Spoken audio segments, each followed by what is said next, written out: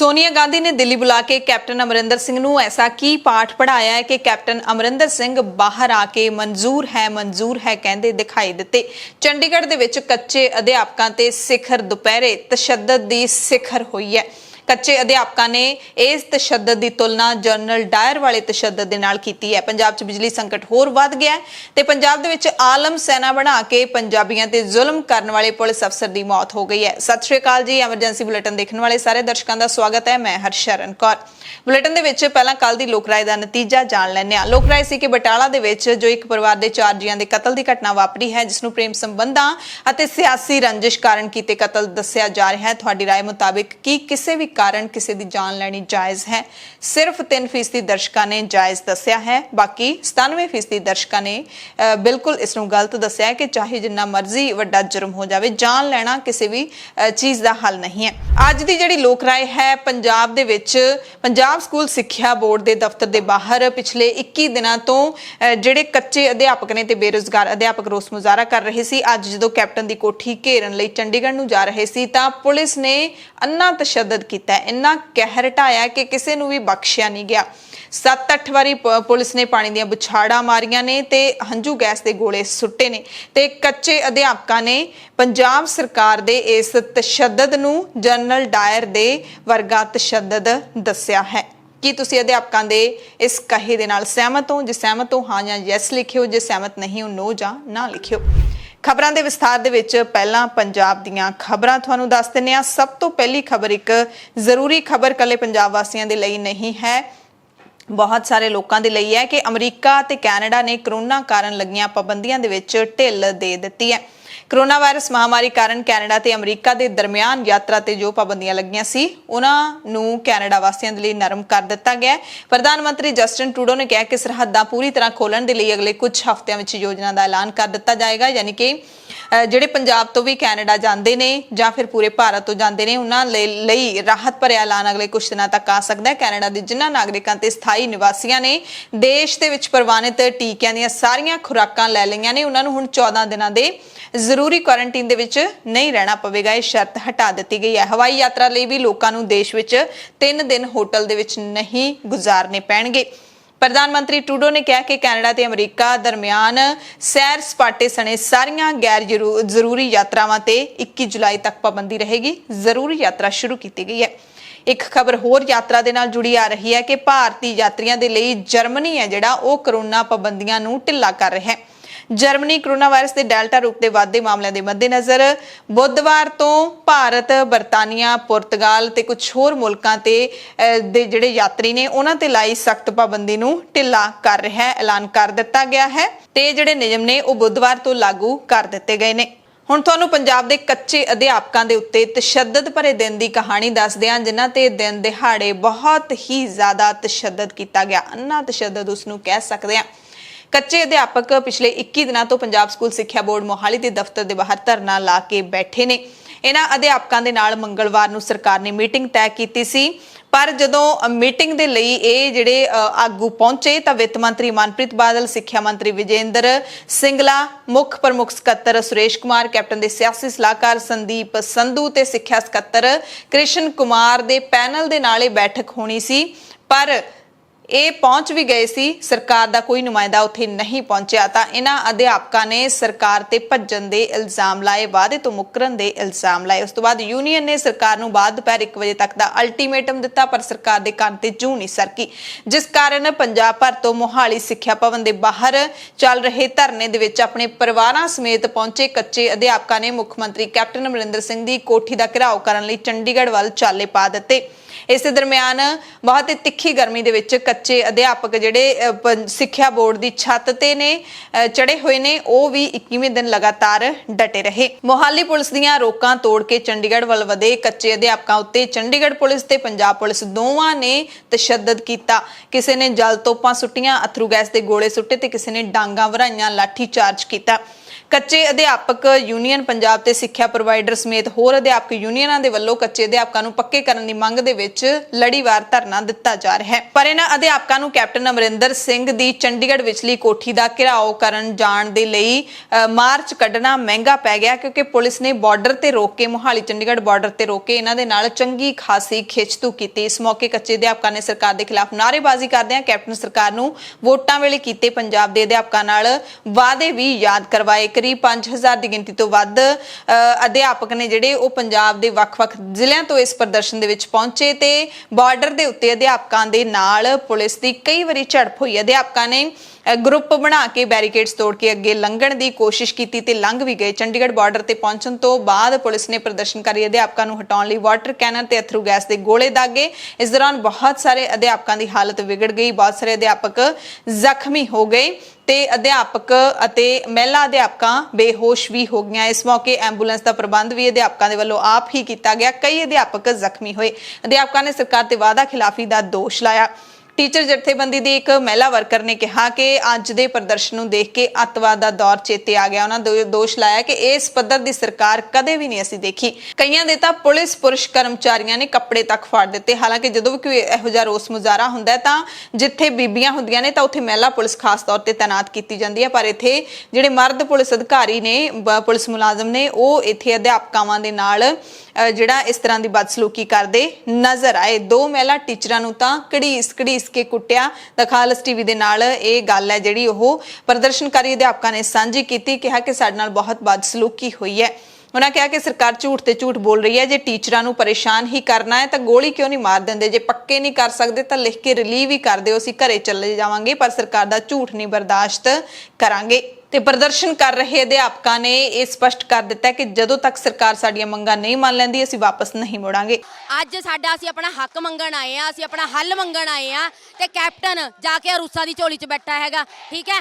ਤੇ ਨਾਲੇ ਉਹ ਬਿਠਾਈ ਹੋਈ ਹੈ ਨਾਲ ਸੋਨੀਆ ਗਾਂਧੀ ਕਿ ਇਹ ਦੋਨੇ ਜਾਣੀਆਂ ਇਹਨਾਂ ਨੂੰ ਕਹਿੰਨੂੰ ਸਮਝਾਉਂਦੀਆਂ ਨਹੀਂ, ਮੈਂ ਮੁੱਖ ਮੰਤਰੀ ਨੂੰ ਬੇਵਕੂਫ ਨੂੰ ਵੀ ਜਾ ਕੇ ਦੇਖ ਤੇਰੀ ਜਨਤਾ ਮੰਗਦੀ ਪਈ ਆ। ਜੇ ਫਿਰ ਵਾਅਦੇ ਕਰਨ ਦੇ ਯੋਗ ਨਹੀਂ ਸੀਗਾ ਵੀ ਮੁੱਖ ਮੰਤਰੀ ਕਿਉਂ ਬਣਿਆ? ਕੋਈ ਲੀਡਰ ਲੁੱਡ ਨਹੀਂ, ਇਹ ਤਾਂ ਕੈਪਟਨ ਦੀ ਜਾਣ ਬੁੱਝ ਕੇ ਕਰਦਾ, ਇਹ ਝੂਠ ਬੋਲਦਾ, ਇਹ ਕਰਨਾ ਤਾਂ ਇਹਨੇ ਗਿਆ।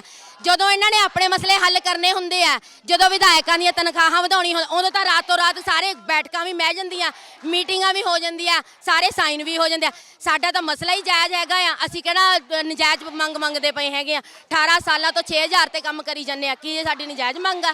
ਤੁਸੀਂ ਦੱਸੋ। ਤੇ ਕੱਚੇ ਅਧਿਆਪਕਾਂ ਦੇ ਹੋਏ ਤਸ਼ੱਦਦ ਤੋਂ ਬਾਅਦ ਛੱਤ ਤੇ ਚੜੇ ਹੋਏ 3 ਅਧਿਆਪਕਾਂ ਨੇ ਕਿਹਾ ਕਿ ਅਸੀਂ ਆਪਣੇ ਹੱਕ ਮੰਗਦੇ ਹਾਂ, ਭੀਖ ਨਹੀਂ ਮੰਗਦੇ। ਕੈਪਟਨ ਅਮਰਿੰਦਰ ਸਿੰਘ ਨੂੰ ਬੁੱਚੜ ਰਾਜਾ ਦੱਸਦਿਆਂ ਉਹਨਾਂ ਨੇ ਇਸ ਤਸ਼ੱਦਦ ਦੀ ਤੁਲਨਾ ਜਨਰਲ ਡਾਇਰ ਦੇ ਜੱਲਿਆਂਵਾਲੇ ਬਾਗ 'ਚ ਕੀਤੇ ਤਸ਼ੱਦਦ ਦੇ ਨਾਲ ਕੀਤੀ।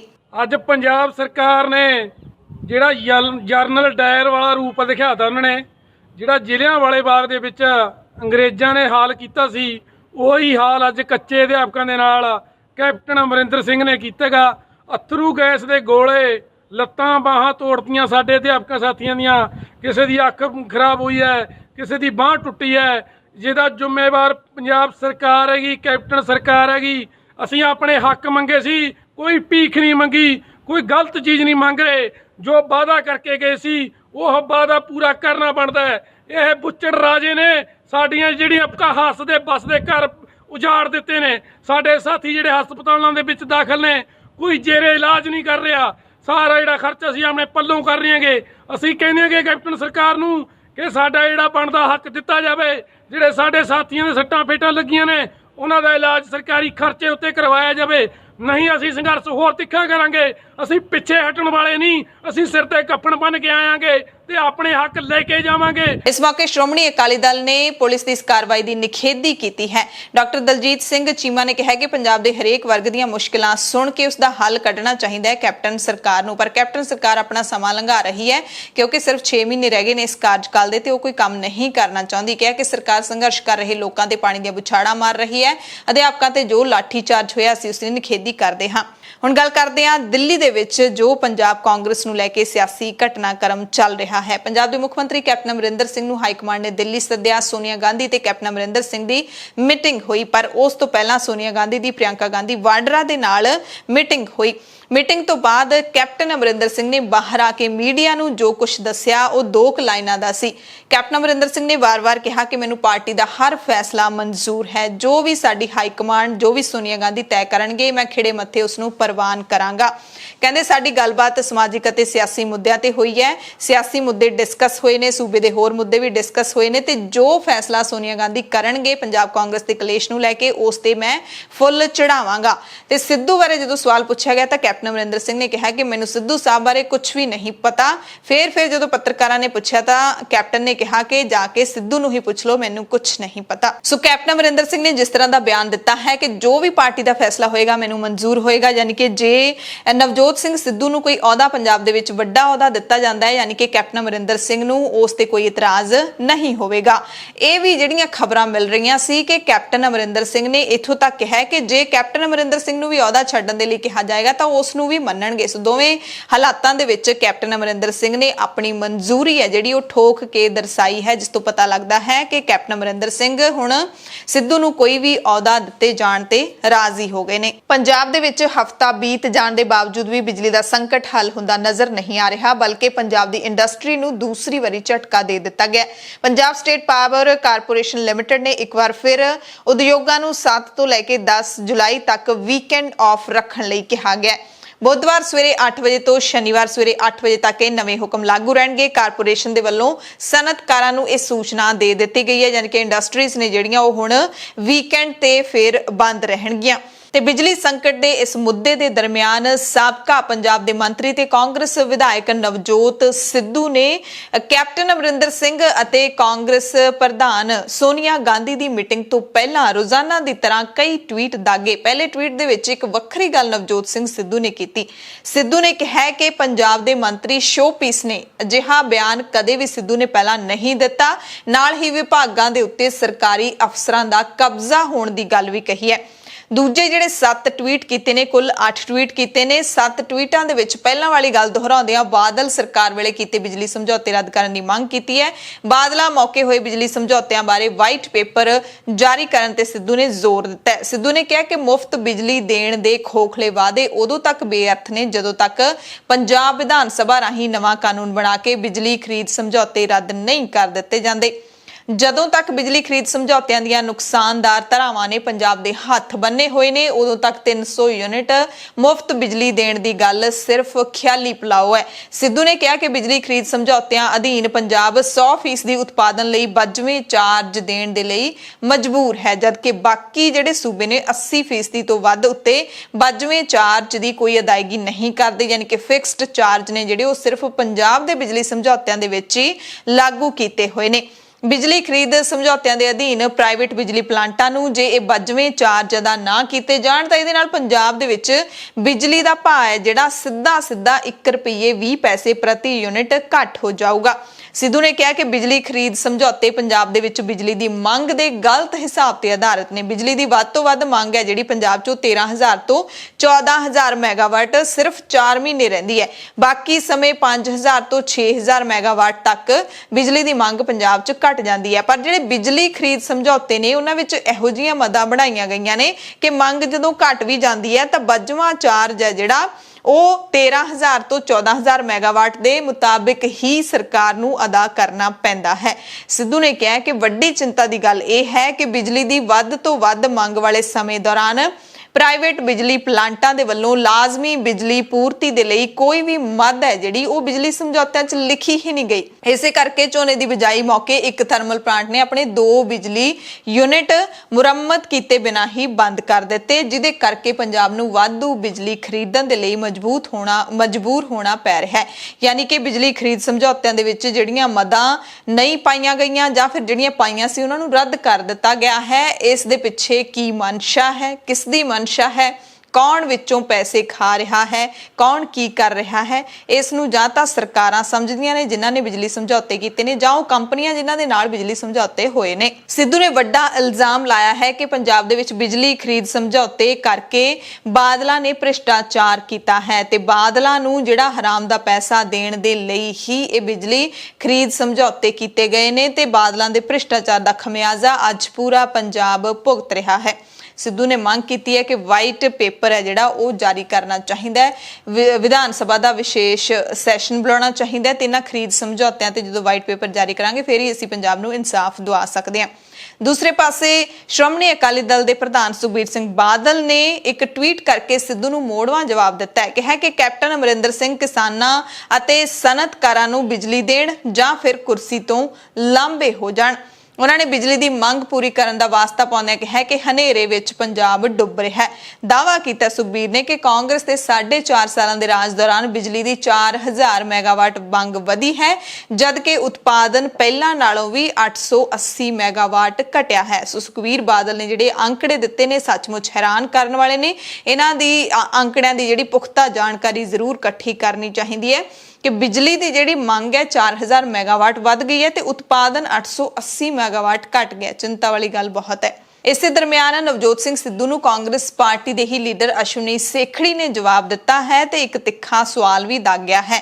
ਕਹਿੰਦੇ ਨਵਜੋਤ ਸਿੰਘ ਸਿੱਧੂ ਨੂੰ ਤਾਂ ਪਾਰਟੀ ਨੇ ਬਹੁਤ ਨਵਾਜਿਆ, ਬਿਜਲੀ ਮਹਿਕਮਾ ਦੇਣ ਦੀ ਵੀ ਪੇਸ਼ਕਸ਼ ਹੋਈ ਸੀ, ਸਿੱਧੂ ਨੇ ਬਿਜਲੀ ਮਹਿਕਮਾ ਠੁਕਰਾ ਦਿੱਤਾ ਸੀ। ਕਹਿੰਦੇ ਸਿੱਧੂ ਨੂੰ ਬਿਜਲੀ ਮਹਿਕਮਾ ਸਾਂਭਣਾ ਚਾਹੀਦਾ ਸੀ, ਉਦੋਂ ਜੇ ਬਿਜਲੀ ਮਹਿਕਮਾ ਸਾਂਭਣ ਤੋਂ ਨਾ ਕੀਤੀ ਤਾਂ ਹੁਣ ਬਿਜਲੀ ਨੂੰ ਲੈ ਕੇ ਸਵਾਲ ਚੁੱਕਣ ਦਾ ਕੋਈ ਫਾਇਦਾ ਨਹੀਂ ਹੈ। ਸਿੱਧੂ ਸਾਹਿਬ ਕਹਿੰਦੇ ਪੁਰਾਣੇ ਹਿੰਦੂ ਲੀਡਰਾਂ ਨੂੰ ਵੀ ਪਾਰਟੀ ਵਿੱਚ ਅੱਗੇ ਆਉਣ ਦਾ ਮੌਕਾ ਮਿਲਣਾ ਚਾਹੀਦਾ ਹੈ। ਤੇ ਕਾਂਗਰਸ ਵਿਧਾਇਕ ਕੁਲਦੀਪ ਵੈਦ ਨੇ ਬਿਜਲੀ ਸੰਕਟ ਬਾਰੇ ਕੇਜਰੀਵਾਲ ਤੇ ਨਿਸ਼ਾਨਾ ਸਾਧਿਆ। ਕਿਹਾ ਕਿ ਕੇਜਰੀਵਾਲ ਸਪਸ਼ਟੀਕਰਨ ਦੇਵੇ ਜਦੋਂ ਕਹਿੰਦੇ ਸੀ ਕਿ ਪੰਜਾਬ ਦਾ ਪਾਣੀ ਦਿੱਲੀ, ਹਰਿਆਣਾ ਤੇ ਰਾਜਸਥਾਨ ਨੂੰ ਜਾਣਾ ਚਾਹੀਦਾ ਹੈ। ਕੇਜਰੀਵਾਲ ਪੰਜਾਬ ਦੇ ਪਾਣੀਆਂ ਤੇ ਦਿੱਤੇ ਬਿਆਨ ਤੇ ਆਪਣਾ ਸਟੈਂਡ ਸਪਸ਼ਟ ਕਰੇ। ਕੇਜਰੀਵਾਲ ਨੇ 3 ਖੇਤੀ ਕਾਨੂੰਨਾਂ ਵਿੱਚੋਂ ਤੀਜਾ ਕਾਨੂੰਨ ਦਿੱਲੀ ਵਿੱਚ ਲਾਗੂ ਕੀਤਾ।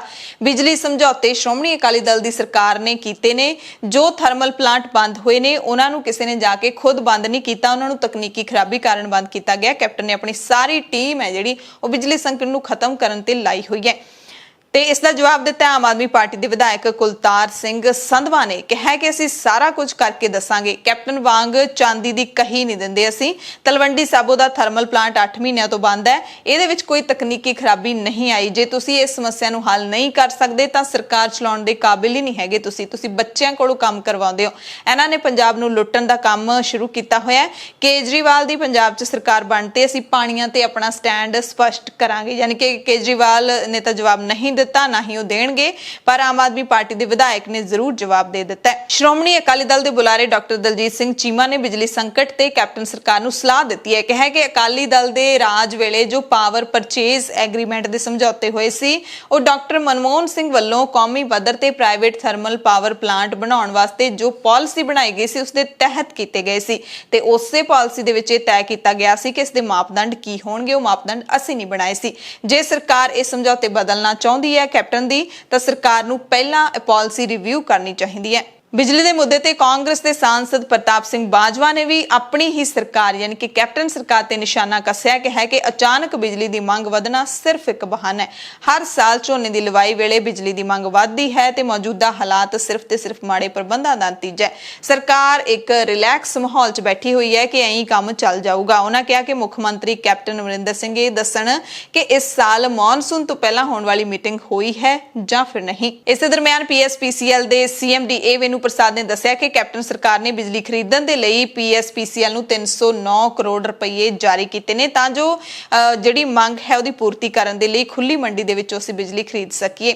ਚੇਅਰਮੈਨ ਨੇ ਦੱਸਿਆ ਹੈ ਕਿ ਮਾਨਸਾ ਦੇ ਵਿੱਚ ਤਲਵੰਡੀ ਸਾਬੋ ਥਰਮਲ ਪਲਾਂਟ ਦੇ ਦੂਸਰੇ ਯੂਨਿਟ ਦੇ ਫੇਲ ਹੋ ਜਾਣ ਕਾਰਨ ਬਿਜਲੀ ਖਰੀਦੀ ਗਈ ਹੈ। ਇਹ ਵੀ ਉਹਨਾਂ ਨੇ ਦੱਸਿਆ ਕਿ ਪੈਦਾਵਾਰ ਦੇ ਘਾਟੇ ਦੇ ਬਾਵਜੂਦ PSPCL ਸੂਬੇ ਦੇ ਘਰੇਲੂ ਤੇ ਖੇਤੀਬਾੜੀ ਖਪਤਕਾਰਾਂ ਦੀ ਬਿਜਲੀ ਦੀ ਜ਼ਰੂਰਤ ਪੂਰਾ ਕਰਨ ਨੂੰ ਕਾਮਯਾਬ ਰਹੀ ਹੈ। ਪਰ ਜੇ ਪੰਜਾਬ ਦੇ ਵਿੱਚ ਹਾਲਾਤ ਦੇਖ ਲਈਏ ਬਿਜਲੀ ਦੇ ਤਾਂ ਕੱਟ ਨੇ ਜਿਹੜੇ ਉਹ ਲਗਾਤਾਰ ਲੱਗ ਰਹੇ ਨੇ। ਚਾਹੇ ਤੁਸੀਂ ਪੰਜਾਬ ਦੇ ਕਿਹੜੇ ਵੀ ਜ਼ਿਲ੍ਹੇ ਦੇ ਵਿੱਚ ਬੈਠੇ ਹੋਵੋ, ਚਾਹੇ ਸ਼ਹਿਰ ਦੇ ਵਿੱਚ, ਚਾਹੇ ਪਿੰਡ ਦੇ ਵਿੱਚ, ਬਿਜਲੀ ਕੱਟਾਂ ਦਾ ਸਾਹਮਣਾ ਹਰ ਕਿਸੇ ਨੂੰ ਕਰਨਾ ਪੈ ਰਿਹਾ ਹੈ। ਲੰਬੇ ਬਿਜਲੀ ਕੱਟ ਲੱਗ ਰਹੇ ਨੇ, ਰਾਤ ਨੂੰ ਵੀ ਬਿਜਲੀ ਕੱਟ ਲੱਗਦੇ ਨੇ। ਚਾਹੇ 5 ਮਿੰਟ ਬਿਜਲੀ ਜਾਵੇ ਫਿਰ ਆ ਜਾਂਦੀ ਹੈ, ਫਿਰ ਚਲੀ ਜਾਂਦੀ ਹੈ। ਇਸ ਤਰ੍ਹਾਂ ਲੋਕ ਨੇ ਜਿਹੜੇ ਉਹ ਹਾਲੋਂ ਬੇਹਾਲ ਜ਼ਰੂਰ ਹੋਏ ਪਏ ਨੇ।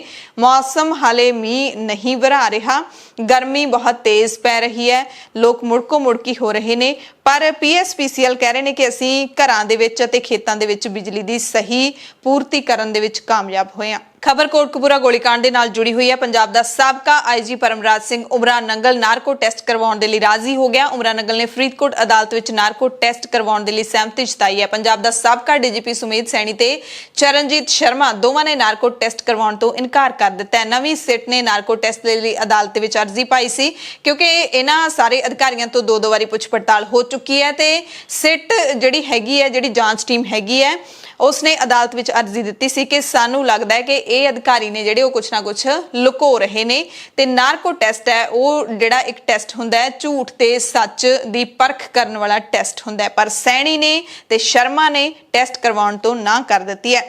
किसानां दे नाल जुड़ियां खबरां ने किसान लीडर बलवीर सिंह राजेवाल चंडीगढ़ पहुंचे। राजेवाल ने कहा कि 22 जुलाई तो जिहड़ा असीं मॉनसून सैशन दा विरोध शुरू कर रहे हैं उहदे विच विरोधी पार्टियां दे सांसदां ने 3 खेती कानूनां दे खिलाफ जे आवाज़ संसद दे विच ना चुकी तां मोर्चा उहनां दा घिराव करेगा। यानी कि बीजेपी नूं छड्ड के बाकी सारियां जिहड़ियां पार्टियां ने उहनां दे सांसद सदन दे विच दबाव बनाउण तिन्ने खेती कानूनां नूं रद्द करन दे लई।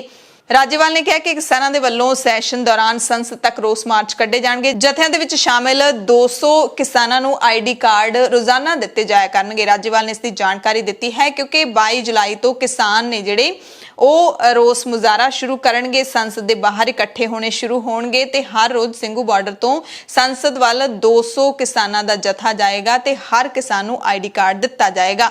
ਤੇ ਰਾਜੇਵਾਲ ਨੇ ਕਿਹਾ ਕਿ ਆਈਡੀ ਕਾਰਡ ਦੇਣ ਦਾ ਮਕਸਦ ਹੈ ਕਿ ਇਹਦੇ ਨਾਲ ਸ਼ਰਾਰਤੀ ਲੋਕ घुसपैठ नहीं कर सकणगे कि दूसरा सरकारां दे वल्लों अतवादी वखवादी समेत इल्जामां तो साडा बचा रहेगा।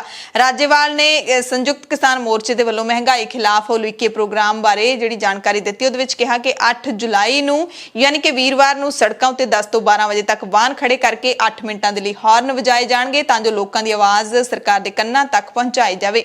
उन्हां दावा कीता कि सड़कां ते असीं किसी भी तरह दा जाम नहीं लगन देवांगे। हरियाणा दे सिरसा दे विच पक्के मोर्चे दे 9 महीने पूरे होण ते मोर्चे दे वल्लों वड्डी रैली है जिहड़ी ओह कीती गई। मोर्चे दे 9 महीने इत्थे सिरसा दे शहीद भगत सिंह स्टेडियम दे विच पूरे हो गए ने। स्टेडियम दे विच दुष्यंत अते रणजीत चौटाला दे विरुद्ध ते कार रैली दा प्रबंध कीता गया। दुष्यंत चौटाला ते रणजीत सिंह दे खिलाफ ये रैली कीती गई। रैली विच संयुक्त किसान मोर्चे दे कई लीडर शामिल होए। डॉक्टर दर्शनपाल, योगिंदर यादव, जोगिंदर सिंह उगराहा, रुलदू सिंह मानसा, पंजाबी जिहड़ी कलाकार है सोनिया मान, ਇੱਥੇ ਰਜਿੰਦਰ ਸਿੰਘ ਦੀਪ ਸਿੰਘ ਵਾਲਾ ਵੀ ਪਹੁੰਚੇ ਹੋਏ ਸੀ, ਇੰਦਰਜੀਤ ਸਿੰਘ, ਇਹ ਸਾਰੇ ਲੀਡਰ ਨੇ ਜਿਹੜੇ ਪਹੁੰਚੇ ਹੋਏ ਸੀ। ਖੇਤੀ ਕਾਨੂੰਨਾਂ ਨੂੰ ਰੱਦ ਕਰਵਾਉਣ ਤੇ ਹਰਿਆਣਾ ਦੇ ਉਪ ਮੁੱਖ ਮੰਤਰੀ ਦੁਸ਼ਯੰਤ ਚੌਟਾਲਾ ਤੇ ਬਿਜਲੀ ਮੰਤਰੀ ਰਣਜੀਤ ਸਿੰਘ ਦੇ ਅਸਤੀਫਿਆਂ ਦੀ ਮੰਗ ਨੂੰ ਲੈ ਕੇ 6 ਅਕਤੂਬਰ 2020 ਨੂੰ ਸ਼ਹੀਦ ਭਗਤ ਸਿੰਘ ਸਟੇਡੀਅਮ ਸਿਰਸਾ ਦੇ ਵਿੱਚ ਮੋਰਚਾ ਸ਼ੁਰੂ ਕੀਤਾ ਗਿਆ ਸੀ ਜਿਹੜਾ ਹਾਲੇ ਤੱਕ ਜਾਰੀ ਹੈ। ਤੇ ਇਸ ਮੋਰਚੇ ਦੇ ਵਿੱਚ ਲਗਾਤਾਰ 9 ਮਹੀਨੇ ਬੈਠਣ ਵਾਲੇ ਕਿਸਾਨ ਲਾਲ ਸਿੰਘ ਨੂੰ ਹਲ ਦੇ ਕੇ ਮੋਰਚੇ ਦੇ ਆਗੂਆਂ ਨੇ ਸਨਮਾਨਿਤ ਕੀਤਾ। ਲਾਲ ਸਿੰਘ ਉਹ ਕਿਸਾਨ ਹੈ ਜਿਹੜਾ ਇੱਕ ਦਿਨ ਵੀ ਘਰੇ ਨਹੀਂ ਗਿਆ, ਲਗਾਤਾਰ 6 ਅਕਤੂਬਰ ਤੋਂ ਲੈ ਕੇ 6 ਜੁਲਾਈ ਤੱਕ ਇੱਥੇ ਹੀ ਬੈਠਾ ਹੋਇਆ। ਧੁੱਪ ਦੇ ਵਿੱਚ ਵੀ ਕਿਸਾਨ ਵੱਡੀ ਗਿਣਤੀ ਦੇ ਵਿੱਚ ਰੈਲੀ 'ਚ ਸ਼ਿਰਕਤ ਕਰਨ ਲਈ ਪਹੁੰਚੇ ਹੋਏ ਸੀ। ਕਿਸਾਨਾਂ ਨੇ ਥਾਂ-ਥਾਂ ਤੇ ਠੰਡੇ ਜਲ ਦੀਆਂ ਛਬੀਲਾਂ ਲਾਈਆਂ ਸੀ।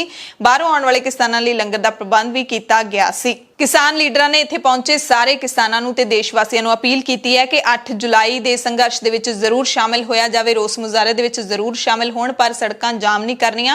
सड़कां दे आले दुआले ने जिहड़े ओह वाहन खड़े करके तुसीं रोस मुजाहरा करना है। किसान मोर्चे ने भी जानकारी दित्ती है कि महाराष्ट्र दी महाविकास अगाड़ी सरकार ने राज विधान सभा दे विच 3 केंद्री खेती कानूनां दे विच कुछ सोधां कीतीआं ने ते लोकां नूं अपनी राय देण लई 2 महीने दा समां दित्ता है। 3 काले कानूनां दे विच सोधां नूं अगे वधाउंदिआं इह पुष्टि कीती गई है कि केंद्र सरकार दे कोल खेतीबाड़ी संबंधी कोई भी कानून बनाउण दा अधिकार नहीं है। यह विशा सूबियां दी संविधानिक अथॉरिटी है, उन्हां दा हक है। यह भी मन्निया गया कि प्रदर्शनकारी किसानां ते ना सहणयोग जबर कीता गया है जिसदा असीं विरोध करदे हां। संघर्ष ਦੇ ਵਿੱਚ ਆਪਣੀਆਂ ਜਾਨਾਂ ਕੁਰਬਾਨ ਕਰਨ ਵਾਲੇ ਸੈਂਕੜੇ ਕਿਸਾਨ ਜਿਹੜੇ ਹੁਣ ਤੱਕ ਸ਼ਹੀਦ ਹੋ ਚੁੱਕੇ ਨੇ ਉਹਨਾਂ ਨੂੰ ਵੀ ਸ਼ਰਧਾਂਜਲੀ ਦਿੱਤੀ ਗਈ ਹੈ। ਮਹਾਰਾਸ਼ਟਰ ਸਰਕਾਰ ਦੇ ਮੰਤਰੀਆਂ ਨੇ ਕਿਸਾਨਾਂ ਦੇ ਇਤਿਹਾਸਿਕ ਅਤੇ ਪ੍ਰੇਰਨਾਦਾਇਕ ਸੰਘਰਸ਼ ਨੂੰ ਸਲਾਮ ਕੀਤਾ ਜਿਹੜਾ ਕਿ ਪਿਛਲੇ 7 ਮਹੀਨਿਆਂ ਤੋਂ ਦਿੱਲੀ ਦੇ ਵਿੱਚ ਚੱਲ ਰਿਹਾ ਹੈ। ਪੰਜਾਬ ਦੇ ਫਿਰੋਜ਼ਪੁਰ ਦੇ ਵਿੱਚ ਕੈਬਨਿਟ ਖੇਡ ਮੰਤਰੀ ਰਾਣਾ ਗੁਰਮੀਤ ਸੋਢੀ ਦਾ ਕਿਸਾਨਾਂ ਨੇ ਘਿਰਾਓ ਕੀਤਾ। ਕਿਸਾਨਾਂ ਦੇ ਵੱਲੋਂ ਬਿਜਲੀ ਸੰਕਟ ਨੂੰ ਲੈ ਕੇ ਵਿਰੋਧ ਕੀਤਾ ਗਿਆ। ਕਿਸਾਨਾਂ ਨੇ ਮੰਤਰੀ ਸੋਢੀ ਨੂੰ ਕਾਲੀਆਂ ਝੰਡੀਆਂ ਵਿਖਾ ਕੇ ਮੁਜ਼ਾਹਰਾ ਕੀਤਾ। ਸੋਢੀ ਨੇ ਕਿਸਾਨਾਂ ਨੂੰ ਜਲਦ ਹੀ ਬਿਜਲੀ ਅਤੇ ਖੇਤੀਬਾੜੀ ਲਈ ਪਾਣੀ ਦੀ ਸਪਲਾਈ ਕਰਨ ਦਾ ਭਰੋਸਾ ਦਿੱਤਾ ਤੇ ਭਰੋਸੇ ਤੋਂ ਬਾਅਦ ਕਿਸਾਨਾਂ ਨੇ ਰੋਸ ਪ੍ਰਦਰਸ਼ਨ ਖਤਮ ਕੀਤਾ। ਹਰਿਆਣਾ ਦੇ ਵਿੱਚ ਵੀ ਬੀਜੇਪੀ ਲੀਡਰਾਂ ਦਾ ਵਿਰੋਧ ਲਗਾਤਾਰ ਜਾਰੀ ਹੈ। ਹਰਿਆਣਾ ਦੇ ਡੱਬਵਾਲੀ ਵਿੱਚ ਬੀਜੇਪੀ ਲੀਡਰ ਸੁਰੇਸ਼ ਬਾਜਵਾ ਦਾ ਕਿਸਾਨਾਂ ਨੇ ਜ਼ਬਰਦਸਤ ਵਿਰੋਧ ਕੀਤਾ। ਕਿਸਾਨਾਂ ਨੇ ਲੀਡਰ ਨੂੰ ਘੇਰਾ ਪਾ ਲਿਆ ਤੇ ਪ੍ਰਦਰਸ਼ਨ ਦੌਰਾਨ ਬੀਜੇਪੀ ਦੇ 3 ਕਾਰਕੁਨ ਜ਼ਖਮੀ ਵੀ ਹੋ ਗਏ ਤੇ ਇੱਕ ਕਿਸਾਨ ਵੀ ਜ਼ਖਮੀ ਹੋ ਗਿਆ। ਬੀਜੇਪੀ ਲੀਡਰ ਦੇ ਕੱਪੜੇ ਫਾੜੇ ਜਾਣ ਦੀ ਤੇ ਧੱਕਾ ਮੁੱਕੀ ਕੀਤੇ ਜਾਣ ਦੀ ਵੀ ਖਬਰ ਮਿਲੀ ਹੈ। ਬਠਿੰਡਾ ਦੇ ਵਿੱਚ ਇੱਕ ਕਿਸਾਨ ਦੀ ਹੋਈ ਮੌਤ ਦਾ ਮਾਮਲਾ ਗਰਮਾਉਂਦਾ ਜਾ ਰਿਹਾ ਹੈ। ਬਠਿੰਡਾ ਵਿੱਚ ਮੰਗਲਵਾਰ ਤੋਂ ਕਿਸਾਨਾਂ ਦਾ ਧਰਨਾ ਲਗਾਤਾਰ ਜਾਰੀ ਹੈ। ਰਾਤ ਭਰ ਤੋਂ ਕਿਸਾਨ ਧਰਨੇ ਵਿੱਚ ਇੱਥੇ ਡਟੇ ਹੋਏ ਨੇ। ਕਿਸਾਨਾਂ ਨੇ ਰਾਤ ਵੀ ਸੜਕਾਂ ਤੇ ਕੱਟੀ। ਦਰਅਸਲ 11 ਮਹੀਨੇ ਪਹਿਲਾਂ ਇੱਕ ਕਿਸਾਨ ਦੀ ਮੌਤ ਹੋਈ ਸੀ। ਜੈਤੋ ਦੇ ਵਿੱਚ ਜਿਹੜਾ ਕਿਸਾਨਾਂ ਦਾ ਮੋਰਚਾ ਲੱਗਿਆ ਹੋਇਆ ਸੀ, ਇਹ ਮੋਰਚਾ ਪਰਾਲੀ ਸਾੜਨ ਨੂੰ ਲੈ ਕੇ ਮਾਮਲੇ ਦਰਜ ਜਿਹੜੇ ਕੀਤੇ ਗਏ ਸੀ ਉਹਨਾਂ ਦੇ ਖਿਲਾਫ ਲਾਇਆ ਗਿਆ ਸੀ, ਜਿਹੜੇ ਕਿਸਾਨਾਂ ਤੇ ਮਾਮਲੇ ਦਰਜ ਹੋਏ ਸੀ ਤੇ ਇਸ ਮੋਰਚੇ ਵਿੱਚ ਬੈਠੇ ਕਿਸਾਨ ਦੀ ਧਰਨੇ ਵਿੱਚ ਹੀ ਮੌਤ ਹੋ ਗਈ ਸੀ। ਪ੍ਰਸ਼ਾਸਨ ਨੇ ਮ੍ਰਿਤਕ ਦੇ ਪਰਿਵਾਰ ਨੂੰ ਨੌਕਰੀ ਦੇਣ ਦਾ ਵਾਅਦਾ ਕੀਤਾ ਸੀ ਤੇ ਉਹ ਵਾਅਦਾ ਹਾਲੇ ਤੱਕ ਪੂਰਾ ਨਹੀਂ ਹੋਇਆ। ਸਰਕਾਰ ਨੇ ਉਸ ਵੇਲੇ ਮੁਆਵਜ਼ਾ ਜ਼ਰੂਰ ਦਿੱਤਾ ਸੀ, ਪਰ ਕਿਸਾਨਾਂ ਨੇ ਹੁਣ ਮੁੜ ਸੰਘਰਸ਼ ਵਿੱਢ ਦਿੱਤਾ ਹੈ ਪੀੜਤ ਪਰਿਵਾਰ ਦੇ ਇੱਕ ਮੈਂਬਰ ਨੂੰ ਨੌਕਰੀ ਦਿਵਾਉਣ ਦੇ ਲਈ। ਅੰਮ੍ਰਿਤਸਰ ਤੋਂ ਖਬਰ ਹੈ, ਜਿੱਥੇ ਸਿੱਖ ਜਥੇਬੰਦੀਆਂ ਦੇ ਵੱਲੋਂ ਸ਼ਿਵ ਸੈਨਾ ਦੇ ਲੀਡਰ ਸੁਧੀਰ ਸੂਰੀ ਦੇ ਵਿਵਾਦਿਤ ਬਿਆਨ ਦੇ ਖਿਲਾਫ ਜ਼ਬਰਦਸਤ ਪ੍ਰਦਰਸ਼ਨ ਕੀਤਾ ਗਿਆ। ਇਸ ਦੌਰਾਨ ਸਿੱਖ ਜਥੇਬੰਦੀਆਂ ਦੀ ਪੁਲਿਸ ਦੇ ਨਾਲ ਝੜਪ ਵੀ ਹੋਈ। ਸਿੱਖ ਜਥੇਬੰਦੀਆਂ ਨੇ ਸ਼ਿਵ ਸੈਨਾ ਦੇ ਲੀਡਰ ਸੁਧੀਰ ਸੂਰੀ ਦੇ ਘਰ ਵੱਲ ਕੂਚ ਕੀਤਾ ਗਿਆ ਤਾਂ ਪੁਲਿਸ ਨੇ ਜਥੇਬੰਦੀਆਂ ਨੂੰ ਅੱਗੇ ਜਾਣ ਤੋਂ ਰੋਕ ਦਿੱਤਾ। ਸੂਰੀ ਨੇ ਪਿਛਲੇ ਦਿਨੀ ਸੋਸ਼ਲ ਮੀਡੀਆ ਤੇ ਸਿੱਖ ਜਥੇਬੰਦੀਆਂ ਦੇ ਖਿਲਾਫ ਸਿੱਖਾਂ ਦੇ ਖਿਲਾਫ ਇੱਕ ਵੀਡੀਓ ਹੈ ਜਿਹੜਾ ਉਹ ਪਾਇਆ ਸੀ, ਜਿਸ ਦੇ ਵਿੱਚ ਵਿਵਾਦਿਤ ਜਿਹੜੀਆਂ ਟਿੱਪਣੀਆਂ ਨੇ ਉਹ ਕੀਤੀਆਂ ਗਈਆਂ ਸੀ, ਜਿਸ ਦੇ ਖਿਲਾਫ ਇਹ ਰੋਸ ਮੁਜ਼ਾਹਰਾ ਕੀਤਾ ਗਿਆ। ਪੰਜਾਬ ਦੇ ਵਿੱਚ ਵੱਖ-ਵੱਖ ਵਰਗਾਂ ਦੇ ਮੁਲਾਜ਼ਮਾਂ ਦੇ ਵੱਲੋਂ 6ਵੇਂ ਪੇ ਕਮਿਸ਼ਨ ਦੀਆਂ ਸਿਫਾਰਿਸ਼ਾਂ ਦਾ ਭਾਰੀ ਵਿਰੋਧ ਕਰਨ ਦੇ ਬਾਵਜੂਦ ਕੈਪਟਨ ਸਰਕਾਰ ਨੇ ਪੇ ਰਿਵੀਜ਼ਨ ਦਾ ਨੋਟੀਫਿਕੇਸ਼ਨ ਜਾਰੀ ਕਰ ਦਿੱਤਾ ਹੈ। ਉਂਝ ਤਾਂ ਮੁਲਾਜ਼ਮਾਂ ਦੇ ਲਈ ਇਹ ਖੁਸ਼ੀ ਦੀ ਗੱਲ ਹੈ ਕਿ ਸਰਕਾਰ ਨੇ ਪੇ ਕਮਿਸ਼ਨ ਲਾਗੂ ਕਰਨ ਦਾ ਆਪਣਾ ਵਾਅਦਾ ਪੂਰਾ ਕਰ ਦਿੱਤਾ ਹੈ, ਪਰ ਉਸ ਵਾਅਦੇ ਦੇ ਵਿੱਚ ਜਿਹੜੀਆਂ ਵੀ ਮਦਾਂ ਰੱਖੀਆਂ ਗਈਆਂ ਨੇ, ਜਿਹੜੀਆਂ ਸਿਫਾਰਿਸ਼ਾਂ ਰੱਖੀਆਂ ਗਈਆਂ ਨੇ, ਉਹਨਾਂ ਨੂੰ ਮੁਲਾਜ਼ਮ ਮਨਜ਼ੂਰ ਨਹੀਂ ਕਰ ਰਹੇ ਤੇ ਸਰਕਾਰ ਦੀ ਇਸ ਕਾਰਵਾਈ ਤੋਂ ਮੁਲਾਜ਼ਮ ਲੀਡਰ ਹੈਰਾਨ ਨੇ, ਕਿਉਂਕਿ ਸਰਕਾਰ ਇੱਕ ਪਾਸੇ ਤਾਂ ਕਮਿਸ਼ਨ ਦੀਆਂ ਸਿਫਾਰਿਸ਼ਾਂ ਬਾਰੇ ਮੁਲਾਜ਼ਮਾਂ ਦੇ ਵੱਖ-ਵੱਖ ਵਰਗਾਂ ਵੱਲੋਂ ਉਠਾਏ ਇਤਰਾਜ਼ਾਂ ਨੂੰ ਦੂਰ ਕਰਨ ਦੇ ਲਈ ਕਰਮਚਾਰੀ ਜਥੇਬੰਦੀਆਂ ਨਾਲ ਗੱਲਬਾਤ ਕਰ ਰਹੀ ਹੈ, ਕਮੇਟੀਆਂ ਬਣਾ ਰਹੀ ਹੈ। ਦੂਸਰੇ ਪਾਸੇ ਜਿਹੜਾ ਪੇ ਰਿਵੀਜ਼ਨ ਨੋਟੀਫਿਕੇਸ਼ਨ ਵੀ ਜਾਰੀ ਕਰ ਦਿੱਤਾ ਹੈ। ਮੁਲਾਜ਼ਮਾਂ ਦੀਆਂ ਸ਼ਿਕਾਇਤਾਂ ਦਾ ਹੱਲ ਕਰਨ ਵਾਸਤੇ ਕੈਪਟਨ ਸਰਕਾਰ ਨੇ ਖਾਸ ਤੌਰ ਤੇ ਮੰਤਰੀਆਂ ਦੀ ਇੱਕ ਕਮੇਟੀ ਬਣਾਈ ਹੋਈ ਹੈ ਤੇ ਪੰਜਾਬ ਸਕੱਤਰੇਤ ਦੇ ਮੁਲਾਜ਼ਮ ਐਸੋਸੀਏਸ਼ਨ ਦੇ ਪ੍ਰਧਾਨ ਤੇ ਮੁਲਾਜ਼ਮ ਆਗੂ ਸੁਖਚੈਨ ਸਿੰਘ ਨੇ ਕਿਹਾ ਕਿ ਅਸੀਂ ਹੈਰਾਨ ਆ। ਇੱਕ ਪਾਸੇ ਤਾਂ ਸਰਕਾਰ ਮੰਤਰੀਆਂ ਰਾਹੀਂ ਮੁਲਾਜ਼ਮਾਂ ਦੇ ਨਾਲ ਗੱਲਬਾਤ ਕਰ ਰਹੀ ਹੈ, ਦੂਸਰੇ ਪਾਸੇ ਨੋਟੀਫਿਕੇਸ਼ਨ ਵੀ ਜਾਰੀ ਕਰ ਰਹੀ ਹੈ। ਤਨਖਾਹ ਕਮਿਸ਼ਨ ਨੇ ਦਰਅਸਲ ਮੁਲਾਜ਼ਮਾਂ ਦੇ ਕਈ ਭੱਤੇ ਖਤਮ ਕਰ ਦਿੱਤੇ ਨੇ, ਚਾਹੇ ਉਹ ਡਾਕਟਰ ਵਰਗ ਹੋਵੇ, ਚਾਹੇ ਕਿਸੇ ਵੀ ਵਰਗ ਦਾ ਮੁਲਾਜ਼ਮ ਹੋਵੇ ਜਿਸ ਤੋਂ ਮੁਲਾਜ਼ਮ ਭੜਕੇ ਹੋਏ ਨੇ। ਵਿਦਿਆਰਥੀ ਜਥੇਬੰਦੀ ਸੱਥ ਨੇ ਸ਼੍ਰੋਮਣੀ ਗੁਰਦੁਆਰਾ ਪ੍ਰਬੰਧਕ ਕਮੇਟੀ ਦੇ ਇੱਕ ਕਾਰੇ ਦਾ ਖੁਲਾਸਾ ਕੀਤਾ ਹੈ। ਕਿਹਾ ਹੈ ਕਿ ਸ਼੍ਰੋਮਣੀ ਕਮੇਟੀ ਦੇ ਮੌਜੂਦਾ ਪ੍ਰਬੰਧਕ ਇੱਕ ਵੱਡਾ ਗੁਨਾਹ ਕਰਨ ਜਾ ਰਹੇ ਨੇ। ਉਹਨਾਂ ਦੱਸਿਆ ਕਿ ਬੀਬੀ ਜਗੀਰ ਕੌਰ ਨੇ ਪ੍ਰੈਸ ਕਾਨਫਰੰਸ ਕਰਕੇ ਕੁਝ ਦਿਨ ਪਹਿਲਾਂ ਕਿਹਾ ਸੀ ਕਿ ਗੁਰੂ ਰਾਮਦਾਸ ਸਰਾਂ ਦੀ ਮੁੜ ਉਸਾਰੀ ਕੀਤੀ ਜਾਵੇਗੀ ਤੇ ਸਾਰੇ ਖਾਲਸਾ ਪੰਥ ਨੂੰ ਪਤਾ ਹੈ ਕਿ ਜੂਨ 1984 ਵਿੱਚ ਸੱਚਖੰਡ ਸ੍ਰੀ ਦਰਬਾਰ ਸਾਹਿਬ ਅਤੇ ਸ੍ਰੀ ਅਕਾਲ ਤਖਤ ਸਾਹਿਬ ਤੇ ਭਾਰਤੀ ਫੌਜ ਦੇ ਵੱਲੋਂ ਜਦੋਂ ਹਮਲਾ ਕੀਤਾ ਗਿਆ ਸੀ ਤਾਂ ਇਸ ਸਰਾਂ ਦੇ ਵਿੱਚ ਫੌਜ ਨੇ ਸਿੱਖਾਂ ਦਾ ਵੱਡਾ ਕਤਲੇਆਮ ਕੀਤਾ ਸੀ ਤੇ ਇਹ ਸਰਾਂ ਹੁਣ ਮਹਿਜ਼ ਯਾਤਰੀਆਂ ਦੇ ਰਹਿਣ ਵਾਲੀ ਥਾਂ ਨਹੀਂ ਬਲਕਿ ਘੱਲੂਘਾਰੇ ਦੀ ਯਾਦਗਾਰ ਵੀ ਬਣ ਚੁੱਕੀ ਹੈ। ਦੁਨੀਆ ਦੀਆਂ ਸਿਆਣੀਆਂ ਕੌਮਾਂ ਨੇ ਤਾਂ ਸਦੀਆਂ ਪੁਰਾਣੀਆਂ ਜਿਹੜੀਆਂ ਨਿਸ਼ਾਨੀਆਂ ਨੇ, ਇਮਾਰਤਾਂ ਨੇ ਆਪਣੀਆਂ, ਉਹਨਾਂ ਨੂੰ ਸਾਂਭ ਕੇ ਰੱਖਿਆ ਹੋਇਆ ਹੈ, ਪਰ ਸਾਡੀ ਕਮੇਟੀ ਨੇ ਦਹਾਕਿਆਂ ਪੁਰਾਣੀਆਂ ਇਤਿਹਾਸਿਕ ਇਮਾਰਤਾਂ ਦੀ ਇੱਕ ਇੱਟ ਤੱਕ ਵੀ ਰਹਿਣ ਨਹੀਂ ਦਿੱਤੀ। ਸੱਥ ਜਥੇਬੰਦੀ ਨੇ ਕਿਹਾ ਕਿ ਅਸੀਂ ਐਸਜੀਪੀਸੀ ਅਤੇ ਸ਼੍ਰੀ ਅਕਾਲ ਤਖਤ ਸਾਹਿਬ ਨੂੰ ਅਪੀਲ ਕਰਦੇ ਹਾਂ ਕਿ ਗੁਰੂ ਰਾਮਦਾਸ ਸਰਾਂ ਦੀ ਇੱਕ ਇੱਟ ਨਾਲ ਵੀ ਛੇੜਛਾੜ ਨਾ ਕੀਤੀ ਜਾਵੇ। ਇਸ ਸਰਾਂ ਨੂੰ ਘੱਲੂਘਾਰੇ ਦੀ ਯਾਦਗਾਰ ਵਜੋਂ ਜਿਉਂਦਾ ਤਿਉਂ ਸੰਭਾਲ ਕੇ ਰੱਖਿਆ ਜਾਵੇ ਤੇ ਜਿਨ੍ਹਾਂ ਕਮਰਿਆਂ ਦੇ ਵਿੱਚ ਭਾਰਤੀ ਫੌਜ ਨੇ ਸਿੱਖ ਸੰਗਤ ਦਾ ਕਤਲੇਆਮ ਕੀਤਾ, ਉਹਨਾਂ ਦੀ ਖਾਸ ਨਿਸ਼ਾਨਦੇਹੀ ਕਰਕੇ ਉੱਥੇ ਯਾਦਗਾਰੀ ਚਿੰਨ੍ਹ ਸਥਾਪਿਤ ਕੀਤੇ ਜਾਣ। ਫਰੀਦਕੋਟ ਦੇ ਪਿੰਡ ਬਰਗਾੜੀ ਦੇ ਵਿੱਚ ਜਿਹੜਾ ਦੂਸਰੀ ਵਾਰੀ ਬਰਗਾੜੀ ਮੋਰਚਾ ਸ਼ੁਰੂ ਕੀਤਾ ਗਿਆ ਹੈ, ਸ਼੍ਰੋਮਣੀ ਅਕਾਲੀ ਦਲ ਅੰਮ੍ਰਿਤਸਰ ਯਾਨੀ ਕਿ ਮਾਨ ਦੀ ਅਗਵਾਈ ਦੇ ਵਿੱਚ ਉਸ ਦੇ ਵੱਲੋਂ ਜਿਹੜੇ 5-5 ਸਿੰਘਾਂ ਦੇ ਵੱਲੋਂ ਲਗਾਤਾਰ ਗ੍ਰਿਫਤਾਰੀਆਂ ਰੋਜ਼ਾਨਾ ਦਿੱਤੀਆਂ ਜਾ ਰਹੀਆਂ ਨੇ। ਤੀਸਰੇ ਜਥੇ ਨੇ ਗ੍ਰਿਫਤਾਰੀ ਦਿੱਤੀ ਹੈ 6 ਜੁਲਾਈ ਨੂੰ। ਇਹਨਾਂ 5 ਸਿੰਘਾਂ ਦੇ ਜਥੇ ਦਾ ਨਾਮ ਹੈ ਗੁਰਮੀਤ ਸਿੰਘ ਦਬੜੀ ਖਾਨਾ, ਜਗਰਾਜ ਸਿੰਘ ਦਬੜੀ ਖਾਨਾ, ਸਰਬਜੀਤ ਸਿੰਘ ਜੈਤੋਂ, ਜਗਦੇਵ ਸਿੰਘ ਕੋਠੇ, ਮਾਲਾ ਸਿੰਘ ਵਾਲੇ, ਸੁਖਚੈਨ ਸਿੰਘ, ਰਣ ਸਿੰਘ ਵਾਲਾ। ਇਹਨਾਂ 5 ਸਿੰਘਾਂ ਨੇ ਸਿੱਖ ਸੰਗਤਾਂ ਸਮੇਤ ਗੁਰਦੁਆਰਾ ਸਾਹਿਬ ਪਾਤਸ਼ਾਹੀ 10ਵੀਂ ਬਰਗਾੜੀ ਤੋਂ ਅਰਦਾਸ ਬੇਨਤੀ ਕਰਕੇ ਜਥੇ ਦੇ ਰੂਪ ਚ ਚਾਲੇ ਪਾਏ ਤੇ ਮੋਰਚੇ ਵਾਲੇ ਥਾਂ ਤੇ ਨੇੜੇ ਜਾ ਕੇ ਦਾਣਾ ਮੰਡੀ ਦੇ ਕੋਲ ਗ੍ਰਿਫਤਾਰੀ ਦੇ ਦਿੱਤੀ। ਲੁਧਿਆਣਾ ਦੇ ਪਿੰਡ ਸੇਖੋਵਾਲਾ ਨੇੜੇ ਮੱਤੇਵਾੜਾ ਜੰਗਲ ਨੂੰ ਜਿਹੜਾ ਉਜਾੜਨ ਦੀ ਕੋਸ਼ਿਸ਼ ਕੀਤੀ ਜਾ ਰਹੀ ਹੈ ਸਰਕਾਰ ਦੇ ਵੱਲੋਂ। ਇੱਥੇ ਉਦਯੋਗਿਕ ਹੱਬ ਉਸਾਰ ਕੇ ਉਸ ਬਾਰੇ ਤੁਹਾਨੂੰ ਸਭ ਨੂੰ ਪਤਾ ਹੋਣਾ। ਤੇ ਵਿਦਿਆਰਥੀ ਜਥੇਬੰਦੀ ਸੱਥ ਦੇ ਵੱਲੋਂ ਇਸ ਜੰਗਲ ਦੇ ਵਿੱਚ ਵੱਡਾ ਇਕੱਠ ਸੱਦਿਆ ਗਿਆ। ਜੀਵ ਜੰਤੂਆਂ ਦੇ ਘਰਾਂ ਨੂੰ ਬਚਾਉਣ ਦੇ ਲਈ ਵਿਦਿਆਰਥੀਆਂ ਨੇ ਇਹ ਉਪਰਾਲਾ ਕੀਤਾ, ਕਿਉਂਕਿ ਪੰਜਾਬ ਸਰਕਾਰ ਨੇ ਸੇਖੋਵਾਲ ਪਿੰਡ ਦੀ ਜ਼ਮੀਨ ਤੇ ਜ਼ਬਰਦਸਤੀ ਕਬਜ਼ਾ ਕੀਤਾ ਹੈ। ਪਿਛਲੇ ਦਿਨੀ ਇਹ ਪਿੰਡ ਦੇ ਲੋਕਾਂ ਨੇ ਇਲਜ਼ਾਮ ਲਾਏ ਨੇ। ਉਸ ਤੋਂ ਬਾਅਦ ਜੰਗਲ ਨੂੰ ਬਚਾਉਣ ਦੇ ਲਈ ਮੱਤੇਵਾੜਾ ਦੇ ਬਟਰਫਲਾਈ ਬੋਟੈਨੀਕਲ ਪਾਰਕ ਦੇ ਵਿੱਚ ਇਕੱਠ ਕਰਨ ਦਾ ਸੱਦਾ ਸੱਥ ਦੇ ਅਹੁਦੇਦਾਰਾਂ ਨੇ ਦਿੱਤਾ ਸੀ, ਜਿਸ ਨੂੰ ਪੰਜਾਬ ਤੋਂ ਭਰਵਾਂ ਹੁੰਗਾਰਾ ਮਿਲਿਆ। ਸੱਥ ਨੇ ਇਸ ਮਸਲੇ ਨੂੰ ਸੰਯੁਕਤ ਰਾਸ਼ਟਰ ਕੋਲ ਚੁੱਕਣ ਦਾ ਐਲਾਨ ਕੀਤਾ ਹੈ। ਸੱਥ ਨੇ ਸਰਕਾਰ ਤੇ ਇਹ ਪ੍ਰੋਜੈਕਟ ਰੱਦ ਕਰਨ ਦੇ ਲਈ ਦਬਾਅ ਬਣਾਉਣ ਦਾ ਵੀ ਫੈਸਲਾ ਲਿਆ ਹੈ। ਸੱਥ ਜਥੇਬੰਦੀ ਦੇ ਪ੍ਰਧਾਨ ਜੁਝਾਰ ਸਿੰਘ ਨੇ ਕਿਹਾ ਕਿ ਪੰਜਾਬ ਸਰਕਾਰ ਨੇ ਧੱਕੇ ਨਾਲ ਕਿਸਾਨਾਂ ਦੀ ਜ਼ਮੀਨ ਤੇ ਕਬਜ਼ਾ ਕਰਕੇ ਕਾਰਪੋਰੇਟਾਂ ਨੂੰ ਵੇਚਣ ਦੀ ਤਿਆਰੀ ਕਰ ਲਈ ਹੈ। ਸਰਕਾਰ ਇਸ ਜ਼ਮੀਨ ਤੇ ਫੈਕਟਰੀਆਂ ਲਾਉਣ ਜਾ ਰਹੀ ਹੈ। ਇਹ ਜ਼ਮੀਨ ਹੈ ਜਿਹੜੀ ਉਹ ਸਤਲੁਜ ਦਰਿਆ ਤੇ ਮੱਤੇਵਾੜਾ ਜੰਗਲ ਦੇ ਨਾਲ ਲੱਗਦੀ ਹੈ। ਜੇ ਇੱਥੇ ਫੈਕਟਰੀਆਂ ਲੱਗ ਗਈਆਂ ਤਾਂ ਪੰਜਾਬ ਦੀ ਬਰਬਾਦੀ ਯਕੀਨੀ ਹੈ। ਜੁਝਾਰ ਸਿੰਘ ਨੇ ਕਿਹਾ ਕਿ ਜਿੰਨੇ ਵੀ ਪੰਜਾਬ ਦੇ ਕੁਦਰਤੀ ਸਰੋਤ ਨੇ ਉਹਨਾਂ ਨੂੰ ਜੇ ਸਰਕਾਰ ਕੋਈ ਇੰਡਸਟਰੀ ਡੀਲ ਕਰਨਾ ਚਾਹੁੰਦੀ ਹੈ ਤਾਂ ਪੰਜਾਬ ਦੇ ਲੋਕ ਤੈਅ ਕਰਨਗੇ ਕਿ ਸਰਕਾਰ ਉਸ ਨੂੰ ਕਿਵੇਂ ਡੀਲ ਕਰ ਸਕਦੀ ਹੈ। ਤੇ ਜਿਹੜੇ ਸੇਖੋਵਾਲ ਪਿੰਡ ਦੇ ਲੋਕ ਨੇ ਉਹ ਵੀ ਜੰਗਲ ਨੂੰ ਬਚਾਉਣ ਦੇ ਲਈ ਸੰਘਰਸ਼ ਕਰਨ ਦੇ ਲਈ ਤਿਆਰ ਨੇ। ਇਸ ਲਈ ਗ੍ਰਾਮ ਪੰਚਾਇਤ ਦਾ ਮਤਾ ਵੀ ਪਵਾਇਆ ਗਿਆ। ਉਹਨਾਂ ਦੱਸਿਆ ਕਿ ਪੰਚਾਇਤੀ ਜ਼ਮੀਨ ਹੈ, 1960 ਵਿੱਚ ਜ਼ਮੀਨ ਆਬਾਦ ਹੋਈ ਸੀ। 32 ਸਾਲ ਇੱਥੋਂ ਦੇ ਵਸਨੀਕਾਂ ਨੂੰ ਜ਼ਮੀਨ ਦੇ ਲਈ ਕੇਸ ਲੜਨਾ ਪਿਆ। ਅਖੀਰ ਸੁਪਰੀਮ ਕੋਰਟ ਨੇ ਉਹਨਾਂ ਦੇ ਹੱਕ ਦੇ ਵਿੱਚ ਇਹ ਜ਼ਮੀਨ ਦਿੱਤੀ, ਪਰ ਸਰਕਾਰ ਦੇ ਵੱਲੋਂ ਦੁਬਾਰਾ ਇਸ ਜ਼ਮੀਨ ਤੇ ਹੁਣ ਅੱਖ ਰੱਖੀ ਜਾ ਰਹੀ ਹੈ। ਉਹਨਾਂ ਕਿਹਾ ਕਿ ਸਾਨੂੰ ਇੱਥੇ ਉਦਯੋਗ ਨਹੀਂ ਚਾਹੀਦੇ, ਇੰਡਸਟਰੀਆਂ ਨਹੀਂ ਚਾਹੀਦੀਆਂ। ਇਸ ਇਕੱਠ ਦੇ ਵਿੱਚ ਕਾਰ ਸੇਵਾ ਖਡੂਰ ਸਾਹਿਬ ਦੇ ਪ੍ਰਤੀਨਿਧੀ ਬਾਬਾ ਬਲਵੀਰ ਸਿੰਘ, ਰਾਜਸਥਾਨ ਗੁਰਦੁਆਰਾ ਪ੍ਰਬੰਧਕ ਕਮੇਟੀ ਦੇ ਪ੍ਰਧਾਨ ਭਾਈ ਹਰਦੀਪ ਸਿੰਘ ਡਿਬਡਵਾ, ਵਾਤਾਵਰਣ ਕਾਰਕੁਨ ਗੰਗਵੀਰ ਰਾਠੌਰ ਸਮੇਤ ਹੋਰ ਕਈ ਸ਼ਖਸੀਅਤਾਂ ਪਹੁੰਚੀਆਂ ਹੋਈਆਂ ਸੀ। ਤਾਂ 12 ਤਰੀਕ ਨੂੰ ਦੁਬਾਰਾ ਸਰਕਾਰ ਨੇ ਉਹਦੇ ਉੱਪਰ ਕਲੈਰੀਫਿਕੇਸ਼ਨ ਦਿੱਤੀ ਕਿ ਅਸੀਂ ਮੱਤੇਵਾੜਾ ਜੰਗਲ ਨਹੀਂ ਉਜਾੜ ਰਹੇ, ਉਹਦੇ ਨਾਲ ਲੱਗਦੇ ਕੁਝ ਪਿੰਡਾਂ ਦੀ ਜ਼ਮੀਨ ਲੈ ਰਹੇ ਹਾਂ। ਉਹਦੇ ਵਿੱਚ ਸੇਲਕਿਆਣਾ ਪਿੰਡ, ਸੇਖੋਵਾਲ ਪਿੰਡ, ਮਾਛੀਆਂ ਔਰ ਹੋਰ 3-4 ਪਿੰਡਾਂ ਦੀ ਜ਼ਮੀਨ ਹੈ, ਜਿਹਦੇ ਵਿੱਚ ਸਰਕਾਰ ਨੇ ਇੱਕ ਆਪਣਾ ਉਹਨਾਂ ਦਾ ਪੋਟੈਟੋ ਸੀਡ ਫਾਰਮ, ਉਹ ਵੀ ਕਿਸੇ ਹੈਦਰਪੁਰ ਸ਼ਾਇਦ ਪਿੰਡ ਦਾ ਨਾਂ ਆ, ਉਹਦੀ ਜ਼ਮੀਨ ਹੈ। ਤੇ ਕੁੱਲ ਮਿਲਾ ਕੇ 1000 ਏਕੜ ਦੇ ਕਰੀਬ ਉਹਨਾਂ ਨੇ ਅਨਾਉਂਸ ਕੀਤਾ ਕਿ ਆਪਾਂ ਇੱਥੇ ਇੰਡਸਟਰੀਅਲ ਪਾਰਕ ਲੈ ਕੇ ਆ ਰਹੇ ਹਾਂ। ਅਸੀਂ ਇਸ ਮੁੱਦੇ ਦੀ ਗੰਭੀਰਤਾ ਨੂੰ ਸਮਝਦੇ ਹਾਂ। ਇਸ ਪਿੰਡ ਦੇ ਵਿੱਚ ਲੋਕਾਂ ਨਾਲ ਗੱਲਬਾਤ ਕੀਤੀ ਤਾਂ ਪਿੰਡ ਦੇ ਲੋਕ ਲੜਨ ਲਈ ਤਿਆਰ ਸਨ। ਤੇ ਪੰਚਾਇਤੀ ਜ਼ਮੀਨ ਆ, ਇਹਨਾਂ ਨੂੰ 32 ਸਾਲ ਕੇਸ ਲੜਨਾ ਪਿਆ ਆ। ਸੁਪਰੀਮ ਕੋਰਟ ਨੇ ਅਖੀਰ 2014 ਜਿਨ੍ਹਾਂ ਦੇ ਹੱਕ 'ਚ ਜ਼ਮੀਨ ਕੀਤੀ ਆ, 5 ਸਾਲ ਨਹੀਂ ਸੁੱਖ ਨਾਲ ਵਾਹੁੰਦਿਆਂ ਨੂੰ ਹੋਏ ਤੇ ਉੱਪਰ ਸਰਕਾਰ ਨੇ ਦੁਬਾਰਾ ਇਸ ਜ਼ਮੀਨ ਉੱਪਰ ਰੱਖ ਰੱਖੀ ਆ। ਇਹ ਪਿੰਡ ਦੇ ਵਿੱਚ ਇਹਨਾਂ ਨੇ ਆਪਸ 'ਚ ਸਹਿਮਤੀ ਨਾਲ ਜ਼ਮੀਨ ਵੰਡ ਕੇ ਵਾਹ ਰਹੇ ਸਨ। ਉਹਨਾਂ ਨੂੰ ਕਿਹਾ ਗਿਆ ਕਿ ਤੁਹਾਨੂੰ ਉਨੀ ਮਾਲਕੀ ਦਿੱਤੀ ਜਾਊਗੀ। ਤਾਂ ਹਰੇਕ ਬੰਦਾ ਸੋਚਦਾ ਕਿ ਮੈਂ ਪੰਚਾਇਤੀ ਵਾਹ ਰਿਹਾ, ਮੈਨੂੰ ਨਿੱਜੀ ਮਾਲਕੀ ਮਿਲੂਗੀ ਤਾਂ ਮੇਰੇ ਲਈ ਵਧੀਆ ਆ। ਇਹ ਗੱਲ ਜਚਾ ਦਿੱਤੀ ਗਈ ਮੋਤਬਰ ਬੰਦਿਆਂ ਨੂੰ ਪਿੰਡ ਦੇ ਵਿੱਚ, ਪਰ ਮਾਲਕੀ ਦੇਣੀ ਕਿੱਥੋਂ ਆ? ਕੋਈ ਅਸਮਾਨ ਤੋਂ ਜ਼ਮੀਨ ਥੋੜੀ ਆਉਣੀ। ਉਹ ਪੰਜਾਬ ਕੋਲ ਜ਼ਮੀਨ ਜਿਹੜਾ 200 ਕਿਲੋਮੀਟਰ ਦਾ ਪੰਜਾਬ ਆ। ਤਾਂ ਲੋਕ ਸਹਿਮਤ ਹੋਏ, ਨਾਲ ਲਾਲਚ ਦਿੱਤੇ ਗਏ ਕਿ 5 ਮਰਲੇ ਤੇ ਪਲਾਟ ਦੇ ਵਿੱਚ ਪੱਕਾ ਮਕਾਨ ਪਾ ਕੇ ਦਿੱਤਾ ਜਾਊਗਾ ਤੇ ਬੇਟੀ ਦੇ ਵਿਆਹ ਤੇ 2.5 ਲੱਖ ਰੁਪਇਆ, ਪਿੰਡ ਦੀਆਂ ਗਲੀਆਂ ਨਾਲੀਆਂ ਸੜਕਾਂ ਸਾਰਾ ਕੁਝ ਬਣਾਇਆ ਜਾਊਗਾ। ਪਿਛਲੇ ਸਾਲ ਜਦੋਂ ਅਸੀਂ ਪਿੰਡ ਆਏ ਤਾਂ ਸੜਕਾਂ ਦੇ ਮੰਦਰੇ ਹਾਲ ਸਨ। ਇਸ ਵਾਰ ਕੰਮ ਚੱਲ ਰਿਹਾ। ਜ਼ਮੀਨ ਦੀ ਜੇ ਤੁਸੀਂ ਮਾਰਕੀਟ ਵੈਲਿਊ ਵੇਖੋ, 1000 ਏਕੜ ਦੀ ਮਾਰਕੀਟ ਵੈਲਿਊ ਜਿਹੜੀ ਬਿਲਕੁਲ ਲੁਧਿਆਣੇ ਦੇ ਨੇੜੇ ਆ, 4000 ਕਰੋੜ ਦੇ ਕਰੀਬ ਬਣਦੀ ਆ। ਇਹਨਾਂ ਨੂੰ ਦਿੱਤਾ ਕੀ ਗਿਆ ਆ? 80, 85 ਸ਼ਾਇਦ 90 ਇੰਨੇ ਕੁ ਕਰੋੜ ਮਿਲਿਆ। ਹਾਂਜੀ 77 ਕਰੋੜ, 450 ਏਕੜ ਦਾ 77 ਕਰੋੜ। ਜੇ ਇਹਨਾਂ ਦੇ ਪਿੰਡ ਦਾ ਮਾਰਕੀਟ ਵੈਲਿਊ ਦੇਖੀਏ ਤਾਂ 2000 ਕਰੋੜ ਦੀ ਜ਼ਮੀਨ ਹੈ, ਜਿਹੜੀ 77 ਕਰੋੜ ਦੇ ਕੇ 2 ਹਫ਼ਤੇ ਪਹਿਲਾਂ ਜ਼ਬਰਦਸਤੀ ਟਰੈਕਟਰ ਤੇ ਜੇਸੀਬੀਆਂ ਵਾੜ ਕੇ ਇਹਨਾਂ ਦੀ ਪਨੀਰੀਆਂ, ਇਹਨਾਂ ਦੇ ਖੜੇ ਪੱਠੇ ਸਾਰਾ ਕੁਝ ਵਾ ਦਿੱਤਾ ਜੀ। ਇਹ ਗੱਲ ਸਿਰਫ ਇੱਥੇ ਨਹੀਂ ਰੁਕਦੀ।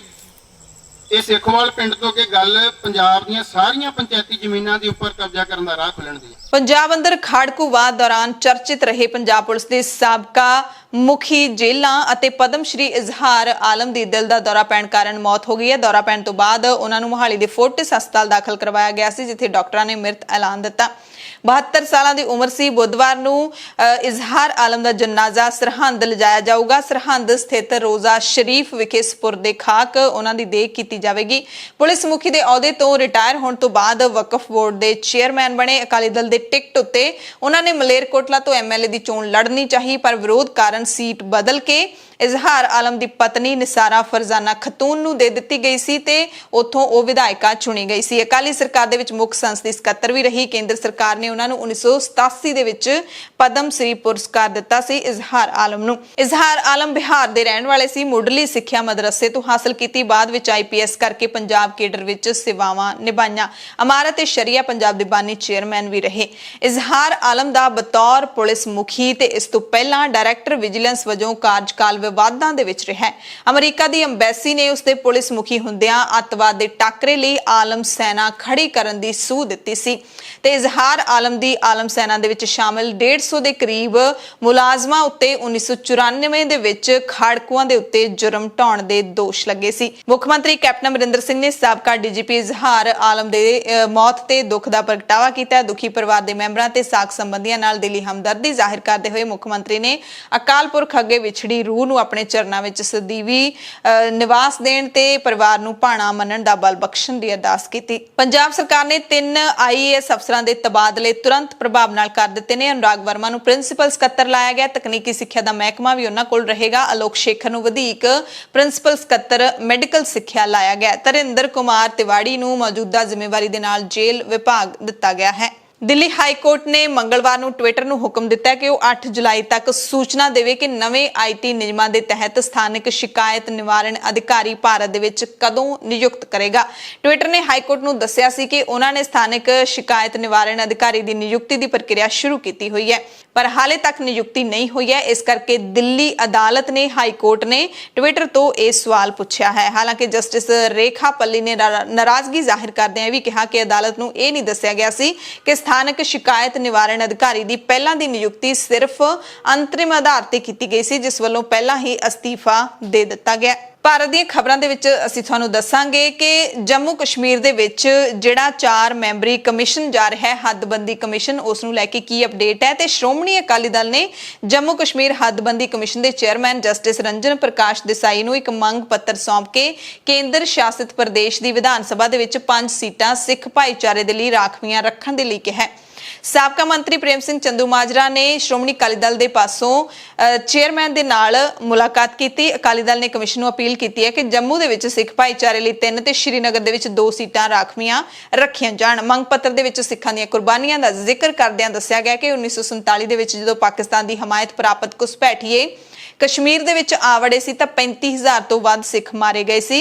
ਇਸ ਤੋਂ ਇਲਾਵਾ ਜੰਮੂ ਕਸ਼ਮੀਰ ਦੇ ਵਿੱਚ 135 ਗੁਰਦੁਆਰਾ ਸਾਹਿਬਾਨਾਂ ਦਾ ਪ੍ਰਬੰਧ ਵੀ ਸਿੱਖ ਦੇਖ ਰਹੇ ਨੇ। ਇੱਕ ਹੋਰ ਖਾਸ ਗੱਲ ਸਾਂਝੀ ਕਰਦੇ ਉਹਨਾਂ ਕਿਹਾ ਕਿ ਜਿਵੇਂ ਸੰਸਦ ਦੇ ਵਿੱਚ ਐਂਗਲੋ ਇੰਡੀਅਨ ਕਮਿਊਨਿਟੀ ਵਾਸਤੇ ਸੀਟਾਂ ਰਿਜ਼ਰਵ ਨੇ, ਪਰ ਸਿੱਖ ਭਾਈਚਾਰੇ ਨਾਲ ਇਹ ਵਾਅਦਾ ਵੀ ਨਹੀਂ ਨਿਭਾਇਆ ਗਿਆ। ਬੁਲੇਟਿਨ ਦੇ ਵਿੱਚ ਕੁਝ ਖਾਸ ਤੇ ਵੱਡੀਆਂ ਖਬਰਾਂ ਪੂਰੇ ਭਾਰਤ ਦੀਆਂ। ਸਭ ਤੋਂ ਪਹਿਲੀ ਖਬਰ ਹੈ ਜਿਹੜੀ ਉਹ ਜੰਮੂ ਅਤੇ ਕਸ਼ਮੀਰ ਦੇ ਨਾਲ ਜੁੜੀ ਹੋਈ ਹੈ। ਜੰਮੂ ਕਸ਼ਮੀਰ ਦੇ ਵਿੱਚ 4 ਦਿਨਾਂ ਦੌਰੇ ਤੇ ਹੱਦਬੰਦੀ ਕਮਿਸ਼ਨ ਪਹੁੰਚਿਆ ਹੋਇਆ। ਨੈਸ਼ਨਲ ਕਾਨਫਰੰਸ ਯਾਨੀ ਕਿ NC ਦਾ 5 ਮੈਂਬਰੀ ਵਫਦ ਤਾਂ ਇਸ ਹੱਦਬੰਦੀ ਕਮਿਸ਼ਨ ਨੂੰ ਮਿਲੇਗਾ, ਪਰ ਮਹਿਬੂਬਾ ਮੁਫਤੀ ਨੇ ਫੈਸਲਾ ਸੁਣਾਇਆ ਹੈ ਕਿ PDP ਹੱਦਬੰਦੀ ਪ੍ਰਕਿਰਿਆ ਦੇ ਵਿੱਚ ਹਿੱਸਾ ਨਹੀਂ ਲਵੇਗੀ। PDP ਨੇ ਕੋਰੀ ਨਾ ਕਰ ਦਿੱਤੀ ਹੈ। ਨੈਸ਼ਨਲ ਕਾਨਫਰੰਸ ਨੇ ਅਬਦੁਲ ਰਹੀਮ ਮੁਹੰਮਦ ਸ਼ਫੀਉੜੀ, ਮੀਆਂ ਅਲਤਾਫ ਅਹਿਮਦ, ਨਾਸਿਰ ਅਸਲਮ ਵਾਨੀ ਤੇ ਸਕੀਨਾ ਇੱਟੂ ਨੂੰ ਹੋਟਲ ਦੇ ਵਿੱਚ ਕਮਿਸ਼ਨ ਨੂੰ ਮਿਲਣ ਲਈ ਨਾਮਜ਼ਦ ਕੀਤਾ ਹੈ। ਉਹ ਪਾਰਟੀ ਦੀ ਨੁਮਾਇੰਦਗੀ ਕਰਨਗੇ, ਕਮਿਸ਼ਨ ਦੇ ਸਾਹਮਣੇ ਆਪਣੇ ਵਿਚਾਰ ਤੇ ਸੁਝਾਅ ਰੱਖਣਗੇ। ਪਰ PDP ਨੇ ਹੱਦਬੰਦੀ ਕਮਿਸ਼ਨ ਨੂੰ ਚਿੱਠੀ ਭੇਜ ਕੇ ਕਹਿ ਦਿੱਤਾ ਹੈ ਕਿ ਅਸੀਂ ਇਸ ਕਾਰਵਾਈ ਤੋਂ ਦੂਰ ਰਹਾਂਗੇ। ਹਾਲਾਂਕਿ ਕਮਿਸ਼ਨ ਨੇ ਹਰ ਪਾਰਟੀ ਨੂੰ ਆਪਣੇ ਵਿਚਾਰ ਰੱਖਣ ਲਈ 20 ਮਿੰਟ ਦਿੱਤੇ ਨੇ। ਅਗਲੀ ਅਹਿਮ ਖਬਰ ਹੈ ਕਿ ਭਾਰਤ ਦੇ ਕਈ ਸੂਬਿਆਂ ਦੇ ਵਿੱਚ ਨਵੇਂ ਰਾਜਪਾਲ ਨਿਯੁਕਤ ਕਰ ਦਿੱਤੇ ਗਏ ਨੇ ਤੇ ਕਈ ਸੂਬਿਆਂ ਦੇ ਰਾਜਪਾਲਾਂ ਦਾ ਜਿਹੜਾ ਤਬਾਦਲਾ ਕਰ ਦਿੱਤਾ ਗਿਆ। ਬੰਡਾਰੂ ਦੱਤਾਤਰੇਆ ਨੂੰ ਹਰਿਆਣਾ ਦੇ ਰਾਜਪਾਲ ਬਣਾਇਆ ਗਿਆ। ਰਜਿੰਦਰ ਵਿਸ਼ਵਨਾਥ ਅਰਲੇਕਰ ਹਿਮਾਚਲ ਪ੍ਰਦੇਸ਼ ਦੇ ਨਵੇਂ ਰਾਜਪਾਲ ਨਿਯੁਕਤ ਕੀਤੇ ਗਏ ਨੇ। ਕੇਂਦਰ ਨੇ ਮੰਤਰੀ ਮੰਡਲ ਦੇ ਵਿੱਚ ਫੇਰ ਬਦਲ ਦੀਆਂ ਜਿਹੜੀਆਂ ਚਰਚਾਵਾਂ ਚੱਲ ਰਹੀਆਂ ਨੇ ਉਸ ਤੋਂ ਪਹਿਲਾਂ ਇਹ ਨਿਯੁਕਤੀਆਂ ਕੀਤੀਆਂ ਨੇ। ਥਵਰਚੰਦ ਗਹਿਲੋਤ ਨੂੰ ਕਰਨਾਟਕ ਦੇ, ਹਰੀ ਬਾਬੂ ਕੰਬਾਪਤੀ ਨੂੰ ਮਿਜ਼ੋਰਮ, ਮੰਗੂ ਭਾਈ ਪਟੇਲ ਨੂੰ ਮੱਧ ਪ੍ਰਦੇਸ਼, PS ਸ੍ਰੀਧਰਨ ਪਿੱਲਾਈ ਨੂੰ ਗੋਆ ਅਤੇ ਸਤਿਆਦੇਵ ਆਰੀਆ ਨੂੰ ਤ੍ਰਿਪੁਰਾ ਦਾ ਰਾਜਪਾਲ ਨਿਯੁਕਤ ਕੀਤਾ ਹੈ। ਤੇ ਮੋਦੀ ਮੰਤਰੀ ਮੰਡਲ ਦੇ ਵਿੱਚ ਵੀ ਵਿਸਥਾਰ ਦੇ ਸੰਕੇਤ ਮਿਲ ਰਹੇ ਨੇ। ਇਸ ਤੋਂ ਪਹਿਲਾਂ ਬਿਹਾਰ ਦੇ ਮੁੱਖ ਮੰਤਰੀ ਨਿਤੀਸ਼ ਕੁਮਾਰ ਨੇ ਵੀ ਸੰਕੇਤ ਦਿੱਤੇ ਨੇ ਕਿ ਉਹਨਾਂ ਦੀ ਜਿਹੜੀ ਪਾਰਟੀ ਹੈ JDU ਉਹ ਮੋਦੀ ਮੰਤਰੀ ਮੰਡਲ ਦੇ ਵਿੱਚ ਸ਼ਾਮਿਲ ਹੋ ਸਕਦੀ ਹੈ। ਪਿਛਲੇ ਕੁਝ ਦਿਨਾਂ ਤੋਂ ਲਗਾਤਾਰ ਮੋਦੀ ਮੰਤਰੀ ਮੰਡਲ ਦੇ ਵਿਸਥਾਰ ਦੇ ਕਿਆਸ ਲਾਏ ਜਾ ਰਹੇ ਨੇ। ਕਿਹਾ ਜਾ ਰਿਹਾ ਹੈ ਕਿ ਇਸੇ ਹਫਤੇ ਮੰਤਰੀ ਮੰਡਲ ਦੇ ਵਿੱਚ ਵਿਸਥਾਰ ਹੋ ਸਕਦਾ ਹੈ। JDU ਦੇ ਪ੍ਰਧਾਨ RP ਸਿੰਘ ਇਸੇ ਦਰਮਿਆਨ ਦਿੱਲੀ ਦੌਰੇ ਤੇ ਹਨ, ਜਿਸ ਤੋਂ ਬਾਅਦ ਇਹ ਇਹ ਚਰਚਾ ਤੇਜ਼ ਹੋ ਗਈ ਹੈ ਕਿ ਉਹਨਾਂ ਦੀ ਪਾਰਟੀ ਨੂੰ ਮੋਦੀ ਮੰਤਰੀ ਮੰਡਲ ਦੇ ਵਿੱਚ ਥਾਂ ਮਿਲ ਸਕਦੀ ਹੈ। ਹਾਲਾਂਕਿ ਮੁੱਖ ਮੰਤਰੀ ਨੀਤੀਸ਼ ਕੁਮਾਰ ਨੇ ਕਿਹਾ ਕਿ ਅਸੀਂ ਸ਼ਾਮਲ ਨਹੀਂ ਹੋਵਾਂਗੇ, ਅਜਿਹੀ ਕੋਈ ਗੱਲ ਨਹੀਂ ਹੈ, ਅਸੀਂ ਕਿਸੇ ਨੂੰ ਅਜਿਹਾ ਨਹੀਂ ਕਿਹਾ। ਪਰ ਨਾਲ ਹੀ ਉਹਨਾਂ ਨੇ ਇਹ ਵੀ ਕਿਹਾ ਕਿ ਜੋ ਵੀ ਪਾਰਟੀ ਦਾ ਫੈਸਲਾ ਹੋਏਗਾ ਉਸ ਬਾਰੇ ਜਾਣਕਾਰੀ ਹੈ ਜਿਹੜੀ ਉਹ ਪਾਰਟੀ ਦੇ ਪ੍ਰਧਾਨ RCP ਸਿੰਘ ਹੀ ਦੇਣਗੇ। ਨੀਤੀਸ਼ ਨੇ ਕਿਹਾ ਕਿ ਫੈਸਲੇ ਬਾਰੇ ਮੈਨੂੰ ਕੋਈ ਜਾਣਕਾਰੀ ਨਹੀਂ ਹੈ, ਇਸ ਬਾਰੇ ਪਾਰਟੀ ਦੇ ਪ੍ਰਧਾਨ ਨੂੰ ਹੀ ਕੁਝ ਬੋਲਣ ਦਾ ਅਧਿਕਾਰ ਹੈ, ਉਹ ਗੱਲਬਾਤ ਕਰ ਰਹੇ ਨੇ, ਜੋ ਵੀ ਹੋਵੇਗਾ ਅਸੀਂ ਤੁਹਾਨੂੰ ਦੱਸ ਦੇਵਾਂਗੇ। ਸੁਪਰੀਮ ਕੋਰਟ ਨੇ ਹੁਕਮ ਦੇ ਦਿੱਤਾ ਹੈ ਕਿ ਜਗਨਨਾਥਪੁਰੀ ਤੋਂ ਇਲਾਵਾ ਹੋਰ ਕਿਤੇ ਵੀ ਰੱਥ ਯਾਤਰਾ ਨਹੀਂ ਕੱਢੀ ਜਾਏਗੀ। ਸੁਪਰੀਮ ਕੋਰਟ ਨੇ ਉੜੀਸਾ ਦੇ ਵਿੱਚ ਜਗਨਨਾਥਪੁਰੀ ਤੋਂ ਇਲਾਵਾ ਹੋਰ ਹਿੱਸਿਆਂ ਦੇ ਵਿੱਚ ਕੱਢੀਆਂ ਜਾਣ ਵਾਲੀਆਂ ਰੱਥ ਯਾਤਰਾਵਾਂ ਦੀ ਮੰਗ ਕਰਨ ਵਾਲੀਆਂ ਪਟੀਸ਼ਨਾਂ ਨੂੰ ਰੱਦ ਕਰ ਦਿੱਤਾ ਹੈ। ਸੁਣਵਾਈ ਦੌਰਾਨ ਅਦਾਲਤ ਨੇ ਕਿਹਾ ਕਿ ਰੱਬ ਨੂੰ ਤਾਂ ਘਰੇ ਬਹਿ ਕੇ ਵੀ ਯਾਦ ਕੀਤਾ ਜਾ ਸਕਦਾ ਹੈ, ਜ਼ਰੂਰੀ ਨਹੀਂ ਕਿ ਜੇ ਤੁਸੀਂ ਯਾਤਰਾ ਕੱਢੋਗੇ ਤੇ ਉਹਦੇ ਵਿੱਚ ਹੀ ਤੁਸੀਂ ਰੱਬ ਨੂੰ ਯਾਦ ਕਰ ਸਕਦੇ ਹੋ। ਸੋ ਇਹ ਬਹੁਤ ਜ਼ਿਆਦਾ ਜ਼ਰੂਰੀ ਨਹੀਂ ਹੈ, ਤੁਸੀਂ ਘਰੇ ਬਹਿ ਕੇ ਵੀ ਪਰਮਾਤਮਾ ਨੂੰ ਜਿਹੜਾ ਧਿਆ ਸਕਦੇ ਹੋ। ਕੋਵਿਡ ਦੇ ਸਮੇਂ ਦੇ ਵਿੱਚ ਆਪਣੀ ਤੇ ਦੂਸਰਿਆਂ ਦੀ ਜਾਨ ਖਤਰੇ ਵਿੱਚ ਪਾਉਣ ਦੀ ਅਸੀਂ ਇਜਾਜ਼ਤ ਨਹੀਂ ਦੇ ਸਕਦੇ। ਹਾਲਾਂਕਿ ਬੈਂਚ ਨੇ ਇਹ ਵੀ ਕਿਹਾ ਕਿ ਸਾਨੂੰ ਖੇਦ ਹੈ ਤੇ ਸਾਨੂੰ ਬੁਰਾ ਵੀ ਲੱਗ ਰਿਹਾ ਹੈ, ਪਰ ਅਸੀਂ ਇਸ ਦੀ ਆਗਿਆ ਨਹੀਂ ਦੇ ਸਕਦੇ। ਪੁਰੀ ਦੇ ਵਿੱਚ ਭਗਵਾਨ ਜਗਨਨਾਥ ਦੀ ਰੱਥ ਯਾਤਰਾ ਇਸ ਵਾਰੀ 12 ਜੁਲਾਈ ਨੂੰ ਕੱਢੀ ਜਾਵੇਗੀ। ਮਹਾਰਾਸ਼ਟਰ ਦੇ ਵਿੱਚ ਬੀਜੇਪੀ ਦੇ ਜਿਹੜੇ 12 ਵਿਧਾਇਕਾਂ ਨੂੰ ਮੁਅੱਤਲ ਕੀਤਾ ਗਿਆ ਹੈ, ਉਹਨਾਂ ਨੇ ਵਿਧਾਨ ਸਭਾ ਸੈਸ਼ਨ ਦੇ ਨਾਲ ਇੱਕ ਹੋਰ ਸੈਸ਼ਨ ਹੈ ਜਿਹੜਾ ਉਹ ਸ਼ੁਰੂ ਕਰ ਦਿੱਤਾ ਹੈ, ਯਾਨੀ ਕਿ ਵਿਧਾਨ ਸਭਾ ਦੇ ਬਾਹਰ ਆਪਣਾ ਵੱਖਰਾ ਵਿਧਾਨ ਸਭਾ ਸੈਸ਼ਨ ਸ਼ੁਰੂ ਕਰ ਦਿੱਤਾ ਹੈ। ਸੋਮਵਾਰ ਨੂੰ 2 ਦਿਨਾਂ ਦੇ ਮੌਨਸੂਨ ਸੈਸ਼ਨ ਤੋਂ ਪਹਿਲਾਂ ਹੀ ਸਪੀਕਰ ਭਾਸਕਰ ਜਾਦਵ ਨੇ ਬੀਜੇਪੀ ਦੇ 12 ਵਿਧਾਇਕਾਂ ਨੂੰ ਬਦਸਲੂਕੀ ਦੇ ਇਲਜ਼ਾਮ ਤੋਂ ਬਾਅਦ 1 ਸਾਲ ਦੇ ਲਈ ਮੁਅੱਤਲ ਕਰ ਦਿੱਤਾ ਸੀ। ਇਹਨਾਂ ਇਲਜ਼ਾਮਾਂ ਦਾ ਖੰਡਨ ਕਰ ਰਹੀ ਬੀਜੇਪੀ ਨੇ ਵਿਧਾਨ ਸਭਾ ਦੇ ਬਾਹਰ ਅਤੇ ਸੂਬੇ ਦੇ ਵਿੱਚ ਥਾਂ-ਥਾਂ ਤੇ ਅੱਜ ਪ੍ਰਦਰਸ਼ਨ ਕੀਤੇ। ਮਹਾਰਾਸ਼ਟਰ ਦੇ ਵਿੱਚ ਬੀਜੇਪੀ ਦੇ 12 ਵਿਧਾਇਕਾਂ ਦੀ ਸਸਪੈਂਸ਼ਨ ਦੇ ਮਾਮਲੇ ਤੇ ਸ਼ਿਵ ਸੈਨਾ ਸਾਂਸਦ ਸੰਜੇ ਰਾਉਤ ਨੇ ਕਿਹਾ ਕਿ ਅਨੁਸ਼ਾਸਨਹੀਨਤਾ ਨੂੰ ਅਸੀਂ ਬਰਦਾਸ਼ਤ ਨਹੀਂ ਕਰਾਂਗੇ। ਬੰਗਲਾਦੇਸ਼ ਦੀ ਪ੍ਰਧਾਨ ਮੰਤਰੀ ਸ਼ੇਖ ਹਸੀਨਾ ਨੇ ਭਾਰਤ ਦੇ ਪ੍ਰਧਾਨ ਮੰਤਰੀ ਨਰਿੰਦਰ ਮੋਦੀ ਤੇ ਪੱਛਮੀ ਬੰਗਾਲ ਦੀ ਮੁੱਖ ਮੰਤਰੀ ਮਮਤਾ ਬੈਨਰਜੀ ਸਮੇਤ 2 ਹੋਰ ਲੀਡਰਾਂ ਨੂੰ 2600 ਕਿਲੋ ਅੰਬ ਭੇਜੇ ਨੇ। ਹਰਪੰਗਾ ਕਿਸਮ ਦੇ ਇਹ ਅੰਬ ਭਾਰਤ ਬੰਗਲਾਦੇਸ਼ ਦੀ ਸਰਹੱਦ ਬੇਨਾਪੋਲ ਚੈੱਕ ਪੁਆਇੰਟ ਰਾਹੀਂ ਬੰਗਲਾਦੇਸ਼ ਤੋਂ ਭਾਰਤ ਭੇਜੇ ਗਏ ਨੇ। ਸਥਾਨਕ ਮੀਡੀਆ ਦੇ ਮੁਤਾਬਿਕ ਇਹ ਸ਼ਿਪਮੈਂਟ ਐਤਵਾਰ ਰਾਤ ਨੂੰ ਹੀ ਬੇਨਾਪੋਲ ਪੇਤਰਾਪੋਲ ਚੈੱਕ ਪੋਸਟ ਤੇ ਪਹੁੰਚ ਗਈ ਸੀ। ਸ਼ੇਖ ਹਸੀਨਾ ਨੇ ਭਾਰਤ ਦੇ ਰਾਸ਼ਟਰਪਤੀ ਰਾਮਨਾਥ ਕੋਵਿੰਦ ਤੇ ਤ੍ਰਿਪੁਰਾ ਦੇ ਮੁੱਖ ਮੰਤਰੀ ਬਿਪਲਬ ਕੁਮਾਰ ਦੇਵ ਨੂੰ ਵੀ ਅੰਬ ਭੇਜੇ ਨੇ। ਪ੍ਰਧਾਨ ਮੰਤਰੀ ਕਿਉਂਕਿ ਅੰਬਾਂ ਦੇ ਕਾਫੀ ਸ਼ੌਕੀਨ ਮੰਨੇ ਜਾਂਦੇ ਨੇ ਤੇ ਉਹਨਾਂ ਨੂੰ ਹੁਣ ਸ਼ਾਇਦ ਇੱਕ ਖੂਬਸੂਰਤ ਤੋਹਫਾ ਮਿਲ ਗਿਆ। ਕਾਂਗਰਸ ਦੇ ਸੀਨੀਅਰ ਲੀਡਰ ਸ਼ਸ਼ੀ ਥਰੂਰ ਨੇ ਇਨਕਮ ਟੈਕਸ ਪੋਰਟਲ ਦੇ ਵਿੱਚ ਤਕਨੀਕੀ ਖਾਮੀਆਂ ਕਾਰਨ ਮੋਦੀ ਸਰਕਾਰ ਤੇ ਨਿਸ਼ਾਨਾ ਸਾਧਿਆ। ਥਰੂਰ ਨੇ ਕਿਹਾ ਕਿ ਸਰਕਾਰ ਇਸ ਤੇ 4200 ਕਰੋੜ ਰੁਪਏ ਖਰਚ ਕਰਨ ਦੇ ਬਾਵਜੂਦ ਵੀ ਇਸ ਨੂੰ ਕਾਰਗਰ ਨਹੀਂ ਬਣਾ ਸਕੀ, ਬਲਕਿ 4200 ਕਰੋੜ ਕੇ ਉਹਨਾਂ ਨੇ ਲੋਕਾਂ ਨੂੰ ਪਰੇਸ਼ਾਨੀਆਂ ਖਰੀਦ ਕੇ ਦੇ ਦਿੱਤੀਆਂ ਨੇ। ਲੋਕ ਸਭਾ ਮੈਂਬਰ ਥਰੂਰ ਨੇ ਕਿਹਾ ਕਿ ਉਹਨਾਂ ਦੀ ਅਗਵਾਈ ਵਾਲੀ ਆਲ ਇੰਡੀਆ ਪ੍ਰੋਫੈਸ਼ਨਲ ਕਾਂਗਰਸ ਦੇ ਨਾਲ ਸੰਬੰਧਿਤ CA ਨੇ ਦੱਸਿਆ ਕਿ ਇਨਕਮ ਟੈਕਸ ਪੋਰਟਲ ਦੇ ਵਿੱਚ ਕੀਤੀਆਂ ਨਵੀਆਂ ਤਬਦੀਲੀਆਂ ਬਹੁਤ ਮਾੜੀਆਂ ਨੇ ਤੇ ਲੌਗਇਨ ਦੇ ਵਿੱਚ ਬਹੁਤ ਸਮਾਂ ਬਰਬਾਦ ਹੁੰਦਾ ਹੈ।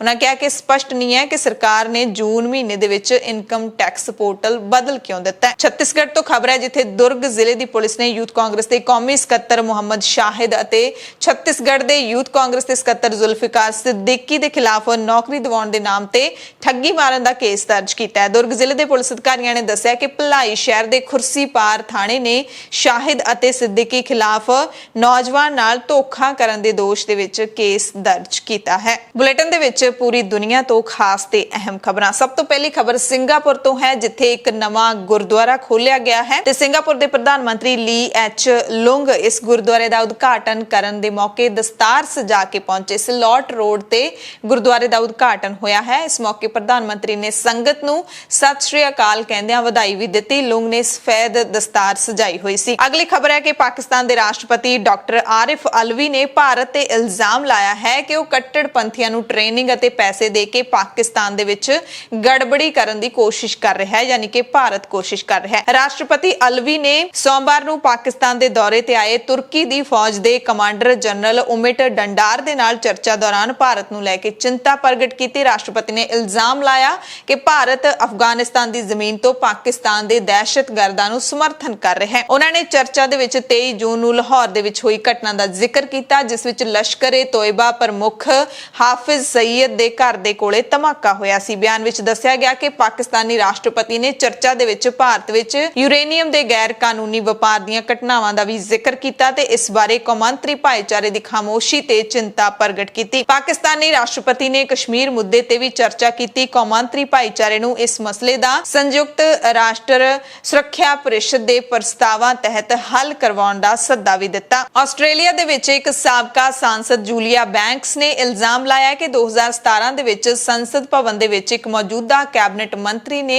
ਉਹਨਾਂ ਨੂੰ ਗਲਤ ਤਰੀਕੇ ਨਾਲ ਛੁਇਆ ਸੀ। ਬੈਂਕਸ ਨੇ ਆਪਣੇ ਨਾਲ ਜੋ ਵੀ ਹੋਇਆ ਉਸ ਘਟਨਾ ਨੂੰ ਯਾਦ ਕਰਦੇ ਹੋਏ ਕਿਹਾ ਕਿ ਸੰਸਦੀ ਵੋਟ ਸੈਸ਼ਨ ਦੇ ਦੌਰਾਨ ਜਾਣ ਤੋਂ ਪਹਿਲਾਂ ਉਸ ਮਰਦ ਸਾਂਸਦ ਨੇ ਉਹਨਾਂ ਨਾਲ ਸ਼ੋਸ਼ਣ ਕੀਤਾ ਸੀ। ਇਲਜ਼ਾਮ ਤੋਂ ਬਾਅਦ ਆਰੋਪ ਦੇ ਸਾਹਮਣੇ ਆਉਣ ਤੋਂ ਬਾਅਦ ਪ੍ਰਧਾਨ ਮੰਤਰੀ ਸਕਾਟ ਮੌਰਿਸਨ ਦੇ ਦਫ਼ਤਰ ਨੇ ਵੀ ਬਿਆਨ ਜਾਰੀ ਕਰਕੇ ਕਿਹਾ ਕਿ ਉਹਨਾਂ ਨੂੰ ਇਸ ਤੋਂ ਪਹਿਲਾਂ ਇਸ ਘਟਨਾ ਬਾਰੇ ਜਾਣਕਾਰੀ ਨਹੀਂ ਸੀ। ਪ੍ਰਧਾਨ ਮੰਤਰੀ ਦਫ਼ਤਰ ਨੇ ਕਿਹਾ ਕਿ ਇਸ ਤਰ੍ਹਾਂ ਦਾ ਵਿਵਹਾਰ ਪੂਰੀ ਤਰ੍ਹਾਂ ਨਾਲ ਗਲਤ ਸੀ। ਬੈਂਕਸ ਨੇ ਉਸ ਵਿਅਕਤੀ ਦੀ ਪਛਾਣ ਨਹੀਂ ਕੀਤੀ ਜਿਸ ਬਾਰੇ ਉਹਨਾਂ ਕਿਹਾ ਕਿ ਉਹ ਹਾਲੇ ਵੀ ਕੈਬਨਿਟ ਦੇ ਵਿੱਚ ਨੇ, ਯਾਨੀ ਕਿ ਪਛਾਣ ਦੱਸੀ ਨਹੀਂ ਹੈ। ਬੈਂਕਸ ਦੇ ਆਰੋਪਾਂ ਨੇ ਮੌਰਿਸਨ ਦੀ ਸਰਕਾਰ ਅਤੇ ਆਸਟ੍ਰੇਲੀਆ ਦੀ ਸਿਆਸਤ ਦੇ ਵਿੱਚ ਔਰਤਾਂ ਦੇ ਨਾਲ ਹੋਣ ਵਾਲੇ ਵਿਹਾਰ ਨੂੰ ਇੱਕ ਵਾਰ ਫਿਰ ਸਵਾਲਾਂ ਦੇ ਘੇਰੇ ਦੇ ਵਿੱਚ ਲਿਆ ਕੇ ਖੜਾ ਕਰ ਦਿੱਤਾ ਕਿਉਂਕਿ ਇਸ ਤੋਂ ਪਹਿਲਾਂ ਵੀ ਔਰਤ ਸਿਆਸਤਦਾਨਾਂ ਨੇ ਜਿਨਸੀ ਸ਼ੋਸ਼ਣ ਦੇ ਇਲਜ਼ਾਮ ਲਾਏ ਨੇ। ਨਾਈਜੀਰੀਆ ਤੋਂ ਖਬਰ ਹੈ ਜਿੱਥੇ ਕਾਡੂਨਾ ਸੂਬੇ ਦੇ ਵਿੱਚ 140 ਸਕੂਲੀ ਬੱਚਿਆਂ ਨੂੰ ਬੰਦੂਕਧਾਰੀਆਂ ਨੇ ਅਗਵਾ ਕਰ ਲਿਆ। ਪੁਲਿਸ ਨੇ ਇਸ ਘਟਨਾ ਦੀ ਪੁਸ਼ਟੀ ਕੀਤੀ ਹੈ ਕਿ ਦੇਸ਼ ਦੇ ਉੱਤਰ ਪੱਛਮੀ ਹਿੱਸੇ ਦੇ ਵਿੱਚ ਕਾਡੂਨਾ ਦੇ ਵਿੱਚ ਘੱਟ ਤੋਂ ਘੱਟ 140 ਸਕੂਲੀ ਬੱਚਿਆਂ ਨੂੰ ਅਗਵਾ ਕੀਤਾ ਗਿਆ। ਇਸ ਤੋਂ ਪਹਿਲਾਂ ਐਤਵਾਰ ਨੂੰ ਵੀ 8 ਲੋਕਾਂ ਦੇ ਅਗਵਾ ਦੀ ਖਬਰ ਆਈ ਸੀ। ਹਸਪਤਾਲ ਦੇ ਇੱਕ ਕਰਮਚਾਰੀ ਨੇ ਦੱਸਿਆ ਕਿ ਅਗਵਾ ਲੋਕਾਂ ਵਿੱਚੋਂ 2 ਨਰਸਾਂ ਅਤੇ ਇੱਕ 12 ਮਹੀਨੇ ਦਾ ਬੱਚਾ ਵੀ ਸ਼ਾਮਿਲ ਹੈ। ਨਾਈਜੀਰੀਆ ਵਿੱਚ ਹਾਲ ਹੀ ਦੇ ਦਿਨਾਂ ਵਿੱਚ ਸਕੂਲਾਂ ਅਤੇ ਯੂਨੀਵਰਸਿਟੀਆਂ ਵਿੱਚ ਫਿਰੌਤੀ ਦੇ ਲਈ ਅਗਵਾ ਦੇ ਕਈ ਮਾਮਲੇ ਸਾਹਮਣੇ ਆਏ ਨੇ। ਸੋਮਵਾਰ ਨੂੰ ਜ਼ਾਰੀਆ ਤੋਂ ਲਗਭਗ 80 ਕਿਲੋਮੀਟਰ ਦੱਖਣ ਪੱਛਮੀ ਵਿੱਚ ਕਾਡੂਨਾ ਸ਼ਹਿਰ ਦੇ ਨੇੜੇ ਇੱਕ ਸਕੂਲ ਤੋਂ ਸਮੂਹਿਕ ਅਗਵਾ ਦੀ ਖਬਰ ਆਈ ਸੀ। ਬੈਥਲ ਬੈਪਟਿਸਟ ਸਕੂਲ ਤੋਂ ਅਗਵਾ ਕੀਤੀ ਗਈ ਇੱਕ 15 ਸਾਲਾ ਲੜਕੀ ਦੀ ਮਾਂ ਨੇ ਦੱਸਿਆ ਕਿ ਉਹ ਮੋਟਰਸਾਈਕਲ ਤੇ ਸਵਾਰ ਸਨ, ਉਹਨਾਂ ਦੇ ਕੋਲ ਹਥਿਆਰ ਵੀ ਸਨ। ਸਕੂਲ ਦੇ ਘੇਰੇ ਨੂੰ ਤੋੜਦੇ ਹੋਏ ਅੰਦਰ ਵੜੇ ਤੇ 140 ਬੱਚਿਆਂ ਨੂੰ ਆਪਣੇ ਕਬਜ਼ੇ ਦੇ ਵਿੱਚ ਲੈ ਲਿਆ। ਪੁਲਿਸ ਨੇ ਦੱਸਿਆ ਕਿ ਇਹਨਾਂ ਹਥਿਆਰਬੰਦ ਲੋਕਾਂ ਨੇ ਸਕੂਲ ਦੇ ਸੁਰੱਖਿਆ ਗਾਰਡਾਂ ਨੂੰ ਵੀ ਬੰਦੀ ਬਣਾ ਲਿਆ ਸੀ ਤੇ ਉਸ ਤੋਂ ਬਾਅਦ ਉਹ ਵਿਦਿਆਰਥੀਆਂ ਦੇ ਹੋਸਟਲ ਵੱਲ ਚਲੇ ਗਏ ਸੀ ਜਿੱਥੇ ਬੱਚੇ ਰਹਿੰਦੇ ਸੀ। ਪੁਲਿਸ ਨੇ ਦੱਸਿਆ ਕਿ ਇਹਨਾਂ ਹਮਲਾਵਰਾਂ ਨੇ ਵੱਡੀ ਗਿਣਤੀ ਵਿੱਚ ਬੱਚਿਆਂ ਨੂੰ ਬੰਦੀ ਬਣਾਇਆ ਤੇ ਜੰਗਲ ਵੱਲ ਲੈ ਗਏ ਤੇ ਇੱਕ ਮਹਿਲਾ ਅਧਿਆਪਕ ਸਮੇਤ ਕੁੱਲ 26 ਲੋਕਾਂ ਨੂੰ ਬਚਾਇਆ ਵੀ ਜਾ ਚੁੱਕਿਆ ਹੈ। ਇੱਕ ਸਥਾਨਕ ਈਸਾਈ ਲੀਡਰ ਨੇ ਦੱਸਿਆ ਕਿ ਸਕੂਲ ਵਿੱਚ 180 ਵਿਦਿਆਰਥੀ ਸਨ ਜਿਨ੍ਹਾਂ ਵਿੱਚੋਂ ਹਾਲੇ ਕੇਵਲ 20 ਦੇ ਬਾਰੇ ਹੀ ਪਤਾ ਹੈ। ਉਹਨਾਂ ਕਿਹਾ ਕਿ ਹੋ ਸਕਦਾ ਹੈ ਉਹਨਾਂ ਵਿੱਚੋਂ ਕੁਝ ਭੱਜ ਵੀ ਗਏ ਹੋਣ। ਇੱਕ ਸਥਾਨਕ ਸਰਕਾਰੀ ਅਧਿਕਾਰੀ ਨੇ ਦੱਸਿਆ ਕਿ ਅਗਵਾ ਲੋਕਾਂ ਅਤੇ ਬੱਚਿਆਂ ਦੀ ਤਲਾਸ਼ ਦੇ ਲਈ ਫੌਜ ਨੇ ਆਪਣੇ ਯਤਨ ਤੇਜ਼ ਕਰ ਦਿੱਤੇ ਨੇ। ਲੰਘੇ ਦਸੰਬਰ ਮਹੀਨੇ ਤੋਂ ਲੈ ਕੇ ਹੁਣ ਤੱਕ 1000 ਲੋਕ ਅਗਵਾ ਕੀਤੇ ਜਾ ਚੁੱਕੇ ਨੇ ਤੇ 9 ਲੋਕ ਮਾਰੇ ਵੀ ਜਾ ਚੁੱਕੇ ਨੇ। 200 ਤੋਂ ਵਧੇਰੇ ਵਿਦਿਆਰਥੀ ਹਾਲੇ ਵੀ ਲਾਪਤਾ ਨੇ ਜਿਨ੍ਹਾਂ ਵਿੱਚੋਂ ਕੁਝ ਦੀ ਉਮਰ ਸਿਰਫ 3 ਸਾਲ ਹੈ। ਇਹ ਨਾਈਜੀਰੀਆ ਦੇ ਹਾਲਾਤ ਨੇ। ਅਗਲੀ ਖਬਰ ਬਰਤਾਨੀਆ ਤੋਂ ਹੈ ਜਿੱਥੇ ਬ੍ਰਿਟਨ ਦੀ ਮਹਾਰਾਣੀ ਐਲਿਜ਼ਾਬੈਥ II ਨੇ ਮੁਲਕ ਦੀ ਸਿਹਤ ਸੇਵਾ ਦੀ 73ਵੀਂ ਵਰ੍ਹੇਗੰਢ ਮੌਕੇ ਸਿਹਤ ਸੇਵਾ ਯਾਨੀ ਕਿ NHS ਨੂੰ ਜਾਰਜ ਕ੍ਰਾਸ ਬਹਾਦਰੀ ਪੁਰਸਕਾਰ ਦੇ ਨਾਲ ਸਨਮਾਨਿਤ ਕੀਤਾ। ਜਾਰਜ ਕ੍ਰਾਸ ਬਰਤਾਨੀਆ ਦੇ ਵਿੱਚ ਸੰਕਟ ਦੀ ਘੜੀ ਵਿੱਚ ਬਹਾਦਰੀ ਦੇ ਕਾਰਨਾਮਿਆਂ ਦੇ ਨਾਲ ਜੁੜੇ ਸਭ ਤੋਂ ਵੱਡੇ ਪੁਰਸਕਾਰਾਂ ਦੇ ਵਿੱਚੋਂ ਇੱਕ ਹੈ ਜੋ 70 ਤੋਂ ਵੱਧ ਸਾਲਾਂ ਤੋਂ ਦਿੱਤਾ ਜਾ ਰਿਹਾ ਹੈ। ਇਹ ਪੁਰਸਕਾਰ ਦੇਸ਼ ਭਰ ਦੇ ਵਿੱਚ ਹੌਸਲੇ, ਦਇਆ ਅਤੇ ਸਮਰਪਣ ਦੇ ਨਾਲ ਕੰਮ ਕਰਨ ਵਾਲੇ NHS ਦੇ ਮੁਲਾਜ਼ਮਾਂ ਨੂੰ ਦਿੱਤਾ ਜਾਂਦਾ ਹੈ। NHS ਇੰਗਲੈਂਡ ਦੇ ਮੁੱਖ ਕਾਰਜਕਾਰੀ ਸਰ ਸਾਈਮਨ ਸਟੀਵਨਸ ਨੇ ਕਿਹਾ ਕਿ ਇਹ ਸਨਮਾਨ ਮਹਾਮਾਰੀ ਦੇ ਹਨੇਰੇ ਕਾਲ ਦੌਰਾਨ ਮੁਲਜ਼ਮਾਂ ਦੇ ਹੁਨਰ ਅਤੇ ਧੀਰਜ ਨਾਲ ਕੀਤੇ ਗਏ ਕੰਮਾਂ ਨੂੰ ਮਾਨਤਾ ਦਿੰਦਾ ਹੈ। ਐਲਿਜ਼ਾਬੈਥ ਦੇ ਵੱਲੋਂ ਦਿੱਤੀ ਗਈ ਚਿੱਠੀ ਵਿੱਚ ਕਿਹਾ ਗਿਆ ਕਿ ਮੈਨੂੰ ਅਹਿਸਾਨਮੰਦ ਕੌਮ ਦੇ ਵੱਲੋਂ UK ਦੀ ਰਾਸ਼ਟਰੀ ਸਿਹਤ ਸੇਵਾਵਾਂ ਨੂੰ ਜਾਰਜ ਕ੍ਰਾਸ ਨਾਲ ਸਨਮਾਨਿਤ ਕਰਦੇ ਹੋਏ ਬਹੁਤ ਖੁਸ਼ੀ ਹੋ ਰਹੀ ਹੈ।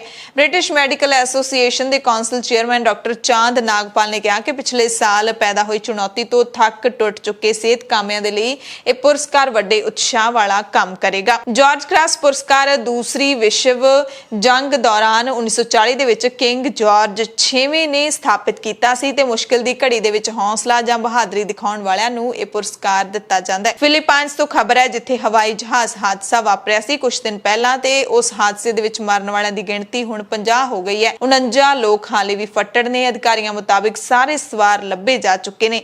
ਲੌਕਹੀਡ C-130 ਜਹਾਜ਼ 96 ਜਣਿਆਂ ਨੂੰ ਲਿਜਾ ਰਿਹਾ ਸੀ ਜਿਨ੍ਹਾਂ ਵਿੱਚੋਂ ਜ਼ਿਆਦਾਤਰ ਫੌਜੀ ਸਨ ਤੇ ਜ਼ਿਆਦਾਤਰ ਨਵੇਂ ਭਰਤੀ ਹੋਏ ਫੌਜੀ ਸਨ। ਸੁਲੂ ਸੂਬੇ ਦੇ ਵਿੱਚ ਉਤਰਨ ਵੇਲੇ ਐਤਵਾਰ ਨੂੰ ਇਹ ਜੋਲੋ ਹਵਾਈ ਅੱਡੇ ਦੀ ਪੱਟੀ ਤੋਂ ਬਾਹਰ ਨਿਕਲ ਗਿਆ ਸੀ। ਰਨਵੇ ਤੋਂ ਬਾਹਰ ਨਿਕਲਦਿਆਂ ਇਹ ਨਾਰੀਅਲ ਦੇ ਬਾਗ 'ਚ ਜਾ ਵੜਿਆ ਤੇ ਇਸ ਨੂੰ ਅੱਗ ਲੱਗ ਗਈ। ਫੌਜ, ਪੁਲਿਸ ਤੇ ਅੱਗ ਬੁਝਾਊ ਅਮਲੇ ਦੇ ਮੈਂਬਰਾਂ ਨੇ 49 ਫੌਜੀ ਜਵਾਨਾਂ ਨੂੰ ਬਚਾ ਲਿਆ। ਕੁਝ ਨੇ ਅੱਗ ਲੱਗਣ ਤੋਂ ਪਹਿਲਾਂ ਜਹਾਜ਼ ਤੋਂ ਬਾਹਰ ਛਾਲ ਮਾਰ ਦਿੱਤੀ ਸੀ। ਅਮਰੀਕੀ ਹਵਾਈ ਸੈਨਾ ਨੇ ਇਸੇ ਸਾਲ ਜਹਾਜ਼ ਦਾ ਨਵੀਨੀਕਰਨ ਕੀਤਾ ਸੀ ਤੇ ਇਸ ਨੂੰ ਫਿਲੀਪੀਨਸ ਨੂੰ ਸੌਂਪਿਆ ਸੀ। ਐਮਰਜੈਂਸੀ ਬੁਲੇਟਿਨ ਦੇਖਣ ਵਾਲੇ ਸਾਰੇ ਦਰਸ਼ਕਾਂ ਦਾ ਧੰਨਵਾਦ।